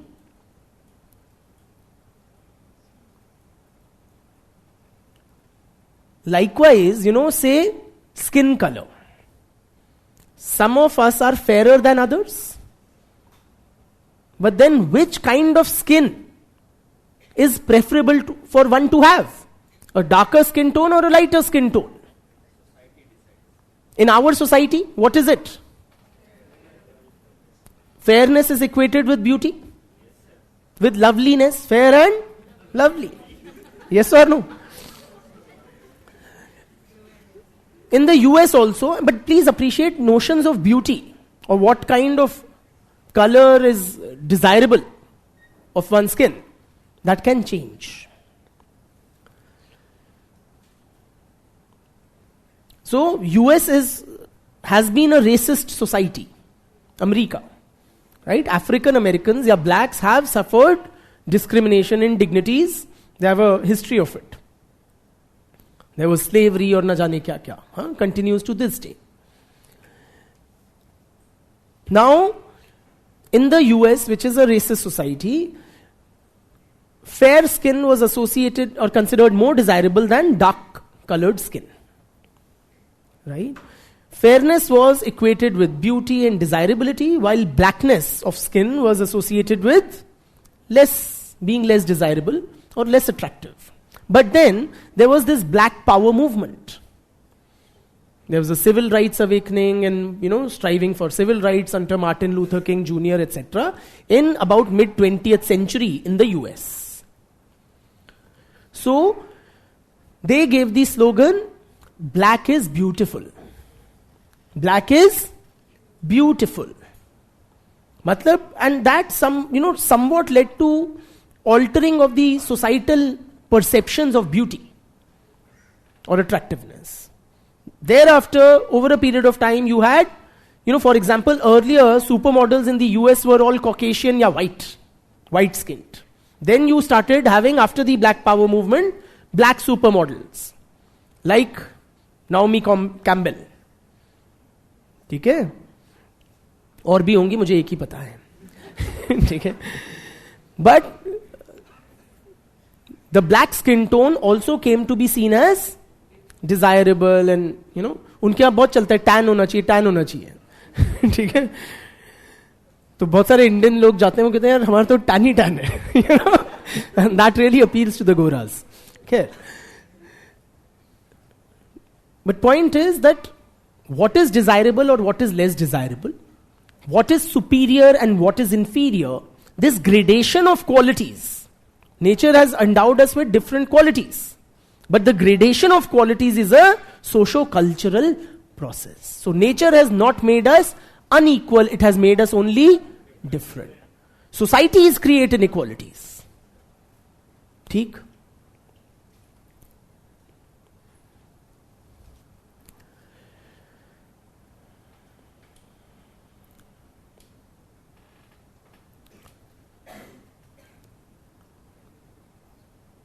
I said nature makes people different, not unequal. I have already dictated that natural differences are created into or transformed into social inequalities through a socio-cultural process. Or simply, inequalities are created by societies, not by nature. ठीक?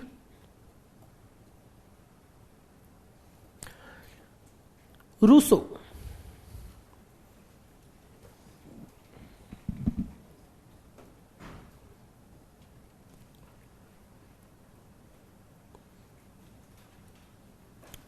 You remember Rousseau, fellow? Yes, the same Rousseau. Dhanyavad. So Rousseau, friends, he contends that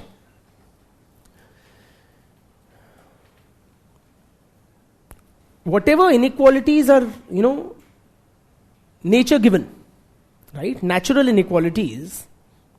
Let us say, you have a stronger body than mine, or you are more intelligent than I am, और ये कुदरत ने बनाया है, ठीक है? But these natural inequalities, you are taller than me also, more beautiful than me also, more intelligent than me also, more gifted and whatever, more talented than me also, everything. You have a more surely voice than me also, and so on and so forth. ठीक है? सारे गुण कुदरत ने आपके अंदर डाल दिए और मेरे अंदर नहीं डाले. But these natural inequalities, Rousseau argues, are relatively small and unimportant.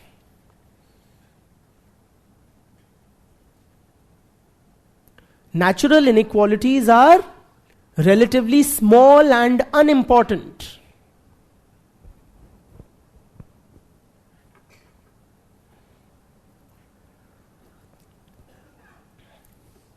मतलब they do not necessarily reflect in social inequality. Social inequalities are not an outcome of natural inequalities, simply.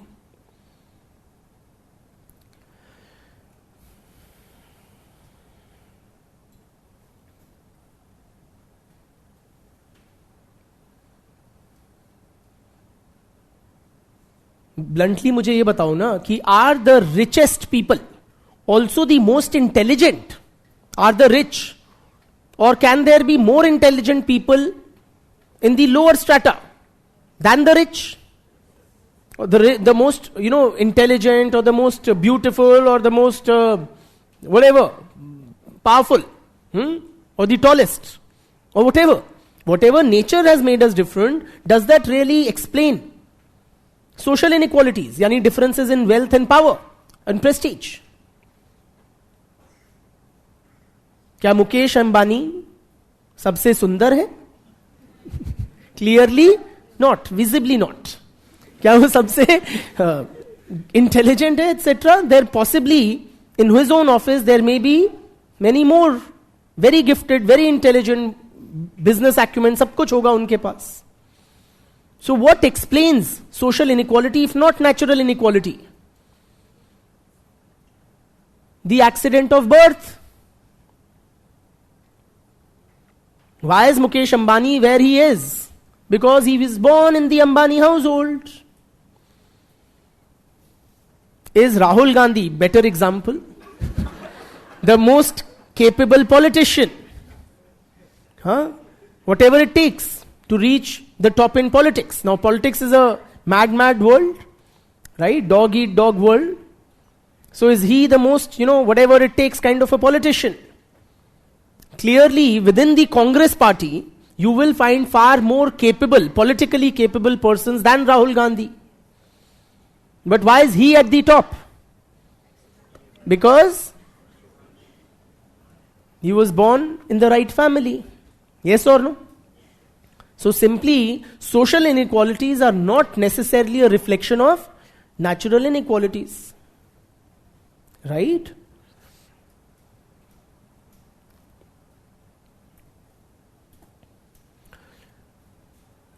Also, friends, another criticism would be that the functional theory of stratification ignores exploitation and oppression. which is caused by the stratification system.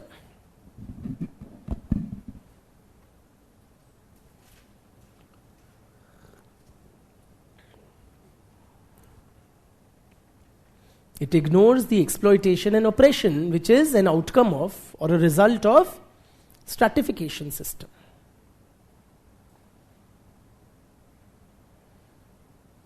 This is a very rosy picture that the functional theorists paint. Society में integration है, सब motivated है ना? कौन theory बोलेगी ये? Conflict theory या Marxist perspective? From a conflict perspective, functional theory of stratification ignores the oppression and exploitation. According to conflict theories,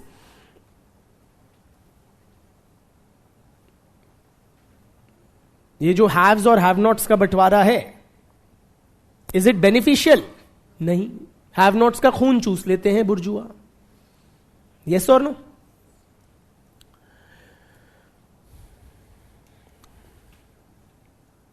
Melvin Tyumen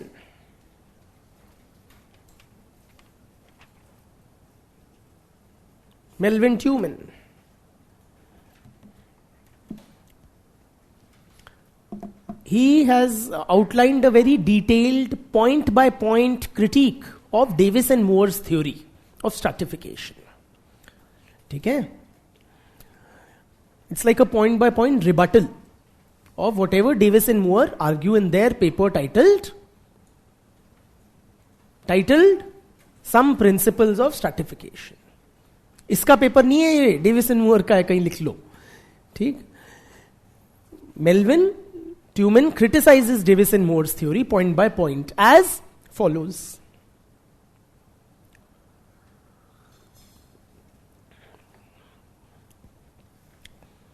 Now Davis and Moore की starting position क्या थी? उनकी starting argument थी that different social roles have different levels of importance for the society. So the functionally more important roles are associated with greater rewards. ठीक है? To attract more people. Tumen argues there is no objective way. There is no objective way to assess या compare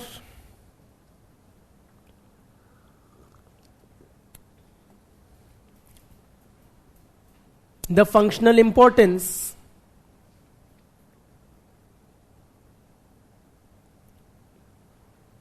I repeat, there is no objective way to assess or compare the functional importance of different social roles.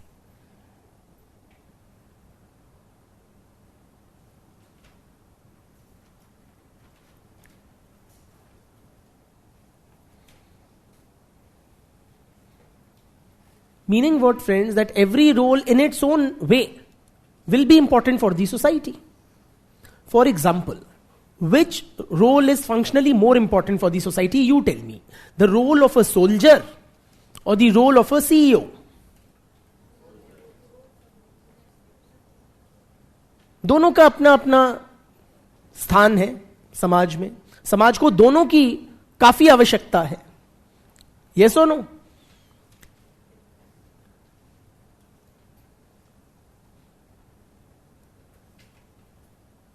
The role of, say, auditors or the role of teachers, which is more important, or doctors, सबकी अपनी अपनी importance है. Or even within a given sphere, say, you tell me whose role is more important, that of, for the society, that of higher education teachers or primary school teachers. Higher education teachers, they equip you with skills, knowledge, so that you can participate in the economy, earn a livelihood. Yes or no? उसके लिए सक्षम बनाते हैं आपको higher education. Primary school teachers के महत्व है. Now what happens friends, you know, अच्छा, which of the two is more rewarded by the society in terms of more power, prestige, पैसा?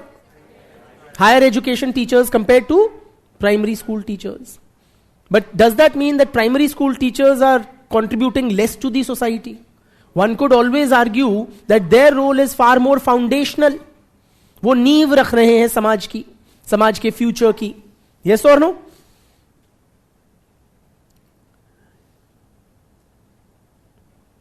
So you really can't compare the functional importance of different social roles.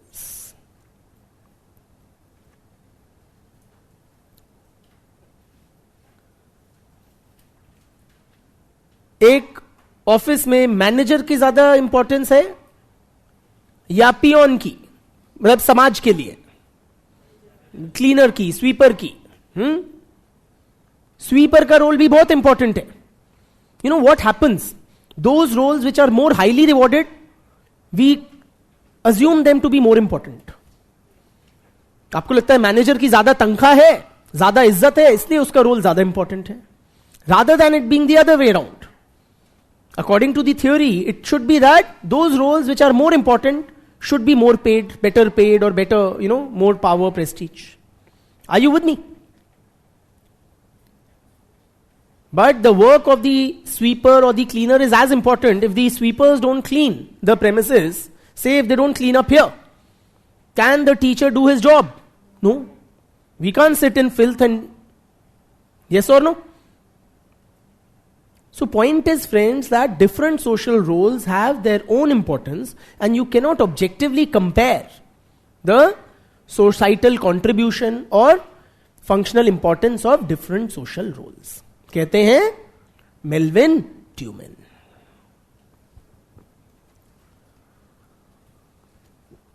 ठीक.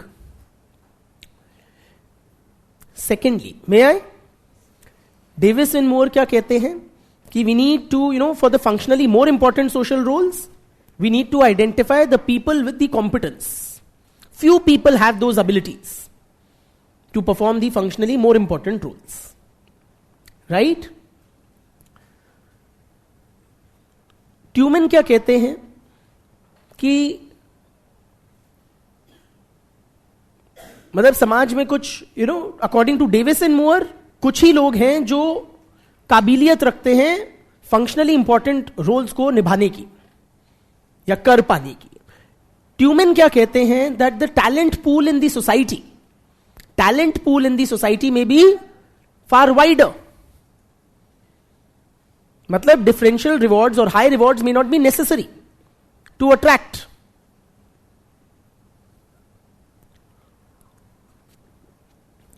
The required talent. I repeat, according to Tumen, the talent pool in the society may be far larger, much larger than what Davis and Moore assume. Davis and Moore क्या मानते हैं, कुछ ही लोगों, कुछ, you know, DM की नौकरी, IAS की नौकरी बहुत आवश्यक है समाज के लिए. The role that IAS performs is very important. And very few people in Indian society have that caliber that they can bear this mantle. So we need to identify those people. We need to motivate lakhs and lakhs of people so that we can identify those persons with caliber to take on this mantle of the job of an IAS officer. ठीक है? इसलिए हमने इस job को इतना बढ़ा चढ़ा दिया है, इतना सराखों पे रख दिया है इन टर्म्स ऑफ इज्जत, पावर, पैसा. ट्यूमेन क्या कह रहा है कि भैया in a country of 130+ crore people, कितने आईएएस चाहिए आपको? 100, 200? क्या इस 130 करोड़ के देश में केवल 200 ही ऐसे लोग हैं जो वो काम संभाल सकते हैं? Possibly far many more. Tens of thousands, if not lakhs of people may have those abilities to perform this role. Yes or no? तो फिर क्यों हम आईएएस को इतना हवा में चढ़ा के रखते हैं. In other words, why then such high rewards may not be justified. Lesser भी rewards होंगे तो it will attract.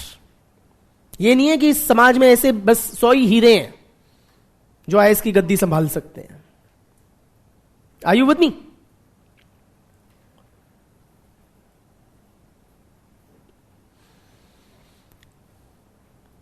Thirdly,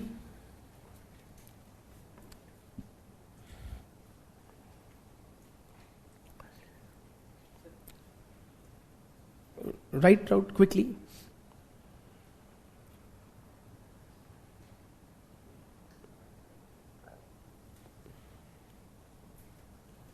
Thirdly, Davis and Moore ने क्या कहा था कि these functionally more important roles, they typically require longer periods of preparation training during which the guy has a loss of income which is compensated by the high rewards. To compensate for the loss of income, we need to attach high rewards to these positions. Tumen क्या कहते हैं? That these long periods of preparation and training may have their own benefits. So, high rewards may not be required as compensation. Long periods of preparation and training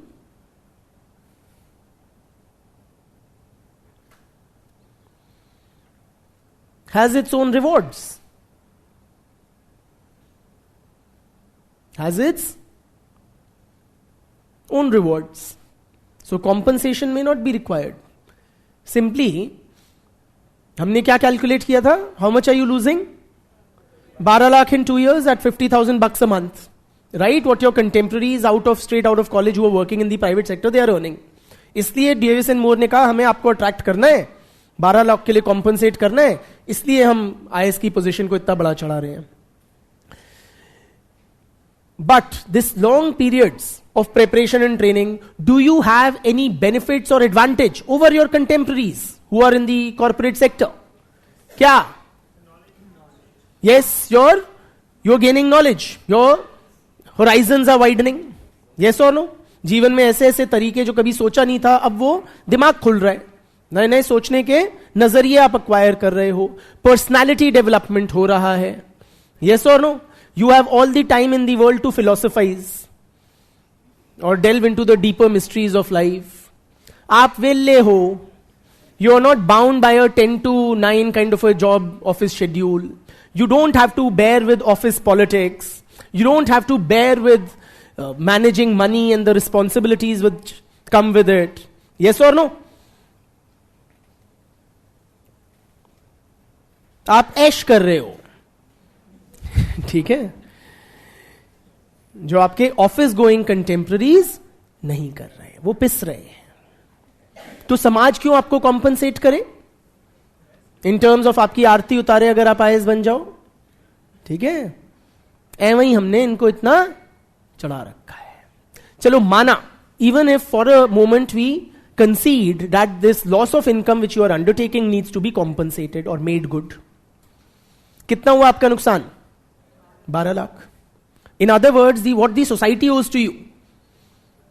हाँ ठीक है, inflation वगैरह करके हम 12.5 लाख मान लो, 13 मान लो, 12 lakhs you have is your loss of income, so society needs to make good that much. मतलब point is friends, any such loss of income can be made good within the first few years of service. Why should we attach high rewards throughout one's career? Simply, society needs to pay you say 30,000 per month or 50,000 per month extra for 2 years. Yeah, 30,000 per month money and 20,000 worth izzat for 2 years. Are you with me? But how are high rewards associated with this position of IAS throughout your career justified? Are you with me? तो ये बात कौन बोले? Melvin Tumen. I repeat that any loss of income can be compensated for. Any loss of income during the long years of training wala can be compensated for in the initial years of service. Service as in not civil service necessarily, whatever of your professional life. Okay? So, high rewards throughout the career may not be justified.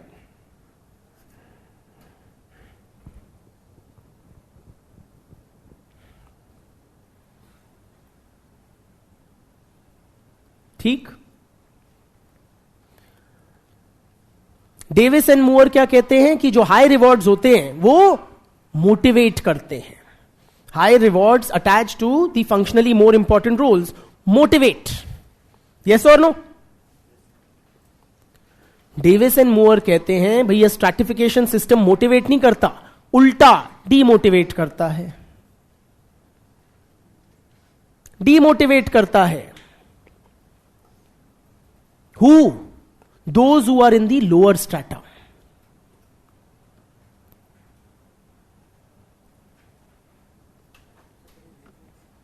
Sorry? I am saying that those in the lower strata are demotivated. So they are unable to realize their full potential. Simply you guys. You are which strata? हाँ? कोई lower वोअर नहीं हो. Upper strata, upper middle strata से हो. Bulk of us, we like to identify ourselves with the middle class, but bulk of us belong to upper middle class या upper class. Objectively speaking, in India, friends, it does not take much, or it does not take a lot of money to be in the upper echelons of the society. Without a doubt, most of us belong to the much privileged sections of the society. मतलब आप कौन से तबके से आते हो? Those who can afford to not earn for long periods of time in the prime of their youth. Yes or no? Who can afford to devote themselves fully to preparation of this exam with very high levels of uncertainty. आप लोग जुआ खेल रहे हो, वो जुआ खेलने का पैसा आपके पास है. Yes or no? But जिसके पास नहीं है, he cannot even dream to become a civil servant. If my family background, if my father is a brick kiln worker, if my father is a rickshaw puller, can I afford to not earn for 3 years, 4 years, 6 years in my 20s? I can't. So what will I do? I will lower my expectations from society, from life, and I will become a rickshaw puller. Are you with me? So I'll be compelled to ply the rickshaw to earn my daily livelihood.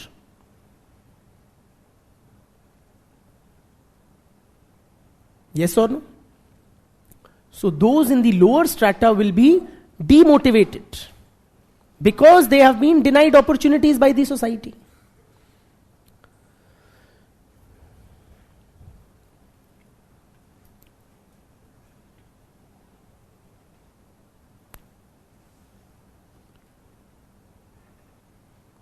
Davis and Moore क्या कहते हैं कि the stratification system helps to select the most capable persons for the functionally more important jobs. जो हीरे होंगे ना वो हम चुन लेंगे समाज में से और उनको बना देंगे आईएएस या आईपीएस या आईएफएस या IRS. Yes or no? But does it really help you to select the most capable or competent persons? No.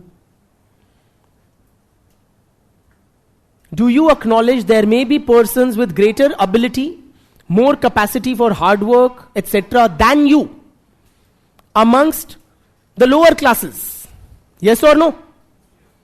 But those from belonging to the lower strata irrespective of high caliber or ability or intelligence, they will not get selected as civil servants. Yes or no? तो हम किसको select कर रहे हैं, best को या second best को?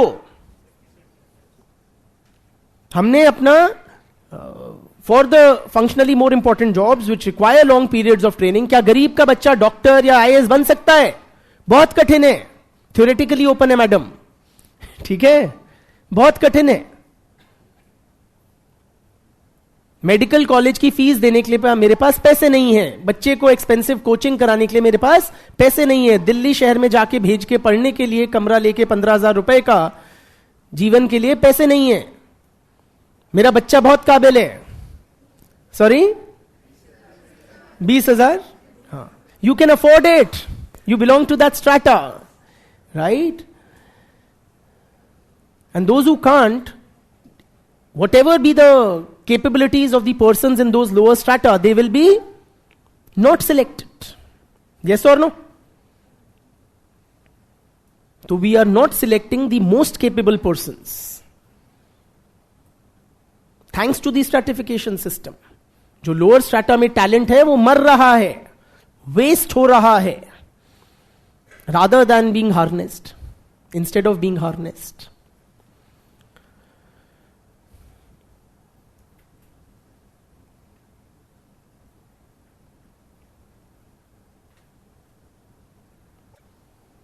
Prevents the selection of the most competent persons या most able persons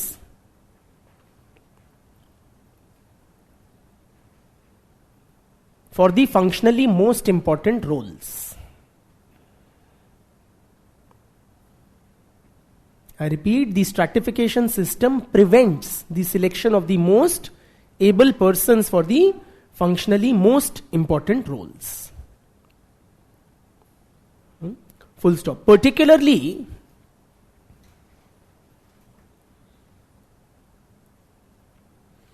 those with talent and ability, those with talent and ability in the lower strata,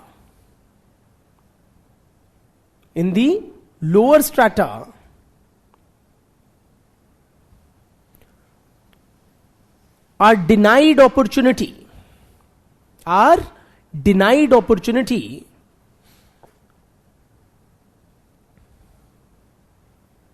to realize their full potential. To realize their full potential. तो ये तो चाहिए मुझे, इसका क्या करूं फिर? Why did this happen? I wonder. चलिए लिखिए, अभी we are not done. Those in the lower strata are denied or prevented from realizing their full potential. ठीक है?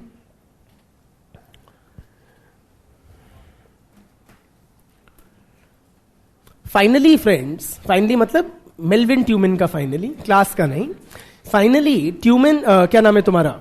Davis and more. Davis and more argue what? That stratification serves as a device for integration. Yes or no? Everybody will salam thoko those at the top. It will ensure coordination, integration in society. Tuman points out that instead of an integrating force, it is a divisive force. Stratification is a divisive force. It divides. Do you look up? Those in the lower strata, do they look up to those above? कि भैया जैसे ही बताएंगे हम करेंगे? नहीं, मन करता है मुंह तोड़ दें. सारे privileges कॉर्नर करके बैठे हैं. Yes or no? Denying us basic necessities. Us मतलब those in the lower strata. So instead of integrating the society, it divides the society. Those in the lower strata will never have full commitment to this kind of a society. Those in the lower strata will never be fully committed. Why? Because, they will always view the society with suspicion or mistrust. Because the society has literally handed them a raw deal. उनको लगेगा हमें समाज ने, किस्मत ने, भगवान ने, जो भी कह लो, चूना लगाया है। ठीक? तो ऐसी सामाजिक व्यवस्था पे कभी हमारा विश्वास नहीं होगा कि ये सही है, जस्ट है, फेयर है, रीजनेबल है, या व्हाटएवर।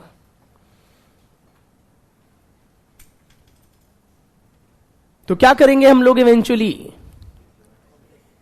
बढ़िया सा ब्लडी रेवोल्यूशन। वो मार्क्स कहता है, ट्यूमन नहीं, ठीक है। But this is the implication that it is not an integrating device, it is a divisive force. ठीक है? So this is Tumin's critique of, rather detailed critique of Davis and Moore's theory of stratification, functional theory of stratification. We have analyzed one aspect or one claim of the functional theory from the critical perspective, that it is functional for the society. Let us look at their other claim, which is whether it is universal. Is stratification, acha, hai nahi, koi nahi, I'm speaking.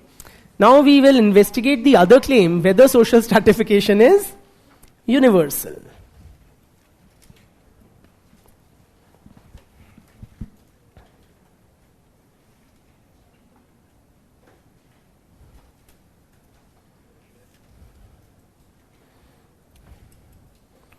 What is your sense, friends? Is social stratification universal या not?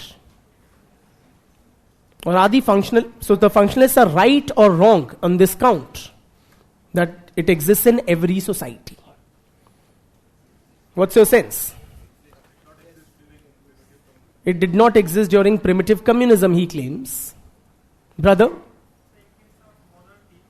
Monarchy.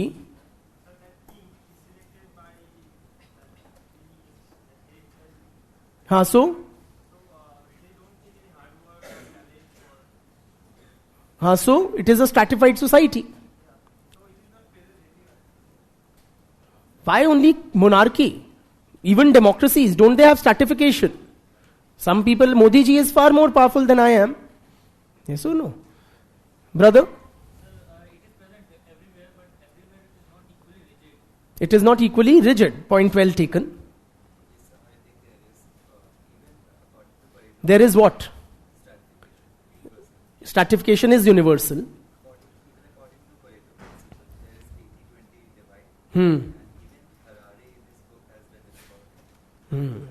ठीक है. So from very olden thinkers like Pareto to the latest ones like Harare, there is seems to be some sort of a consensus that it is in all societies. Brother? Sorry? Division of labor is? So you're saying division, hierarchy is an automatic outcome of division of labor, so therefore it is universal. Chaliye, let us try to assess whether social stratification is inevitable and universal or not by looking into some societies where one would expect to find equality. Okay? Beginning with the kibbutz in Israel. We've talked about it, right? K-I-B-B-U-T-Z. Kibbutz. So in the kibbutz system, all the means of production, if I may use Marx's bhasha, or what should I say, the productive forces are communally owned, are owned by the whole community. Okay? In the kibbutz, there is no notion of private property.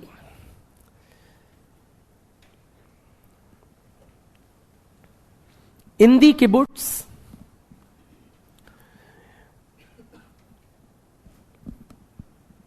the distribution is based on the principle of from each according to his ability, to each according to his needs. Based on the dictum, the distribution is based on from each according to his ability, to each according to his needs.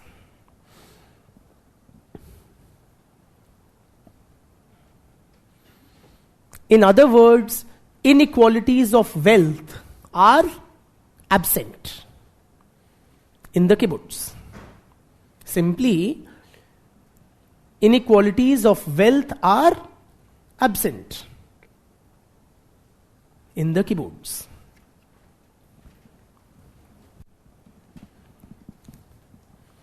So, is the kibbutz at least one example of an egalitarian society? A study was conducted to investigate this by Eva Rosenfeld. EVA Rosenfeld. ROSEN. ROSEN, N for Nagaland. FELD. Father, England, love, director. ठीक है? नहीं, I was giving you the letters, the words with the letters. Eva Rosenfeld. Okay? Eva Rosenfeld conducted a study of the kibbutz, and she found that though there is no notion of private property, there are two clearly identifiable strata in the kibbutz. There are two clearly identifiable strata in the kibbutz.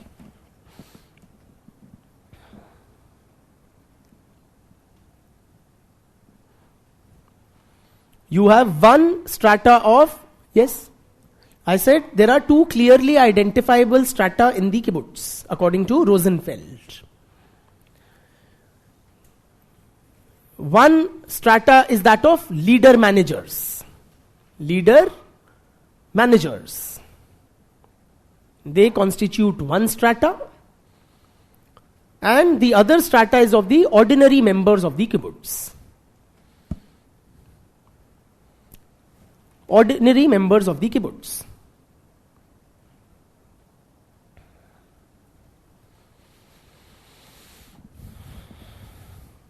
Now, the leader managers, they were not richer because there is no notion of private property. They were not wealthier, but they did enjoy greater power and prestige than the ordinary members of the kibbutz.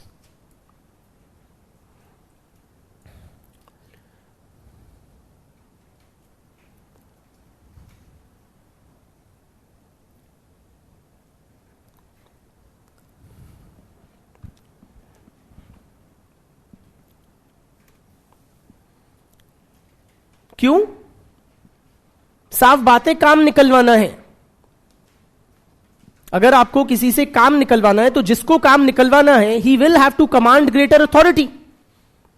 Otherwise, how will people listen to him, those below him? Are you with me?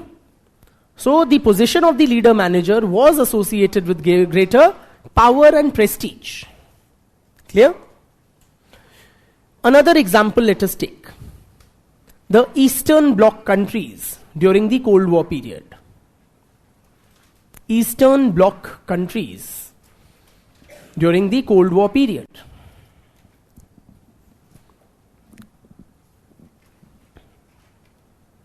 The Soviet Bloc countries during Cold War. Now these societies were also based along Marxist principles. Were they egalitarian? The answer is no. Several studies by scholars such as Frank Parkin, FRANK, Parkin, parking word लिखो, उसमें से जी हटा दो, Perkin, Frank Perkin, scholars like Frank Parkin and Milovan Jilas, MILOVAN, N for Nagaland, MILOVAN, Jilas, DJ, हाँ D silent था थोड़ा, Milovan Jilas, MILOVAN, DJILAS, क्या हो गया ना? Argue that there are clearly identifiable strata. There were clearly identifiable strata in the Eastern Bloc countries as well.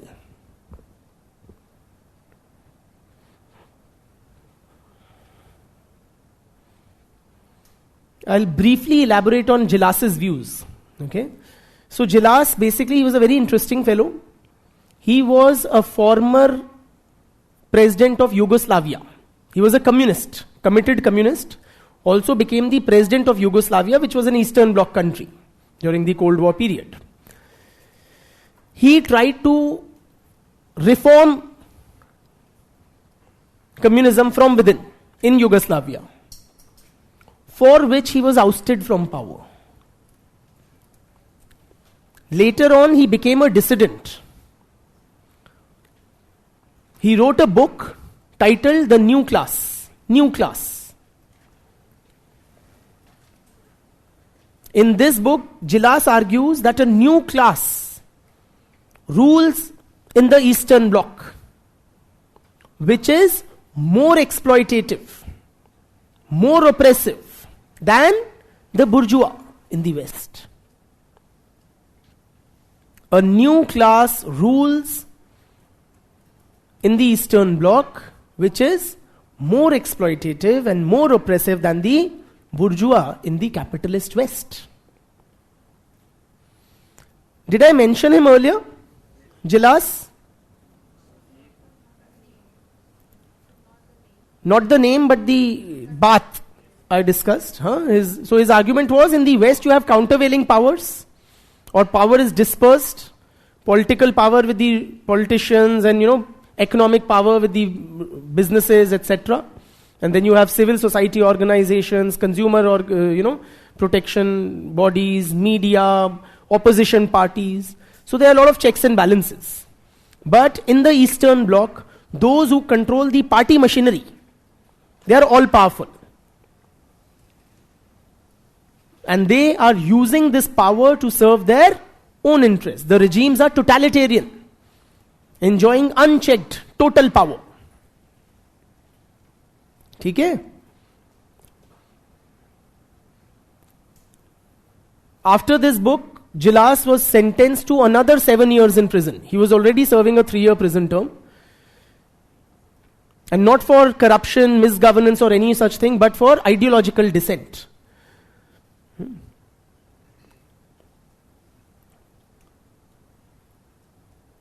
So in the communist regimes, there was a lot of thought control, ideological indoctrination, no countervailing powers, etc. In other words, long story short, that even in the Eastern Bloc, you had social stratification. Meaning what, friends? That merely doing away with inequalities of wealth may not result in an egalitarian society. Only the abolition of private property may not establish full equality in the society.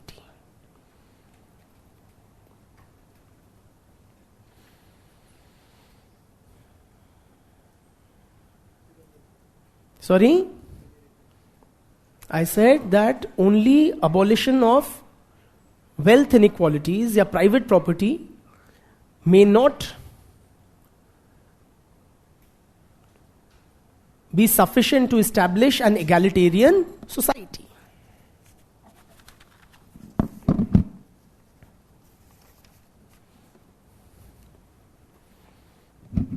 Theek?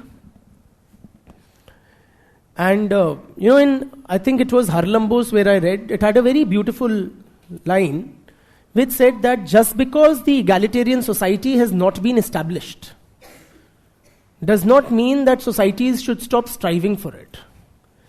ठीक है? चलिए, बहुत बहुत धन्यवाद.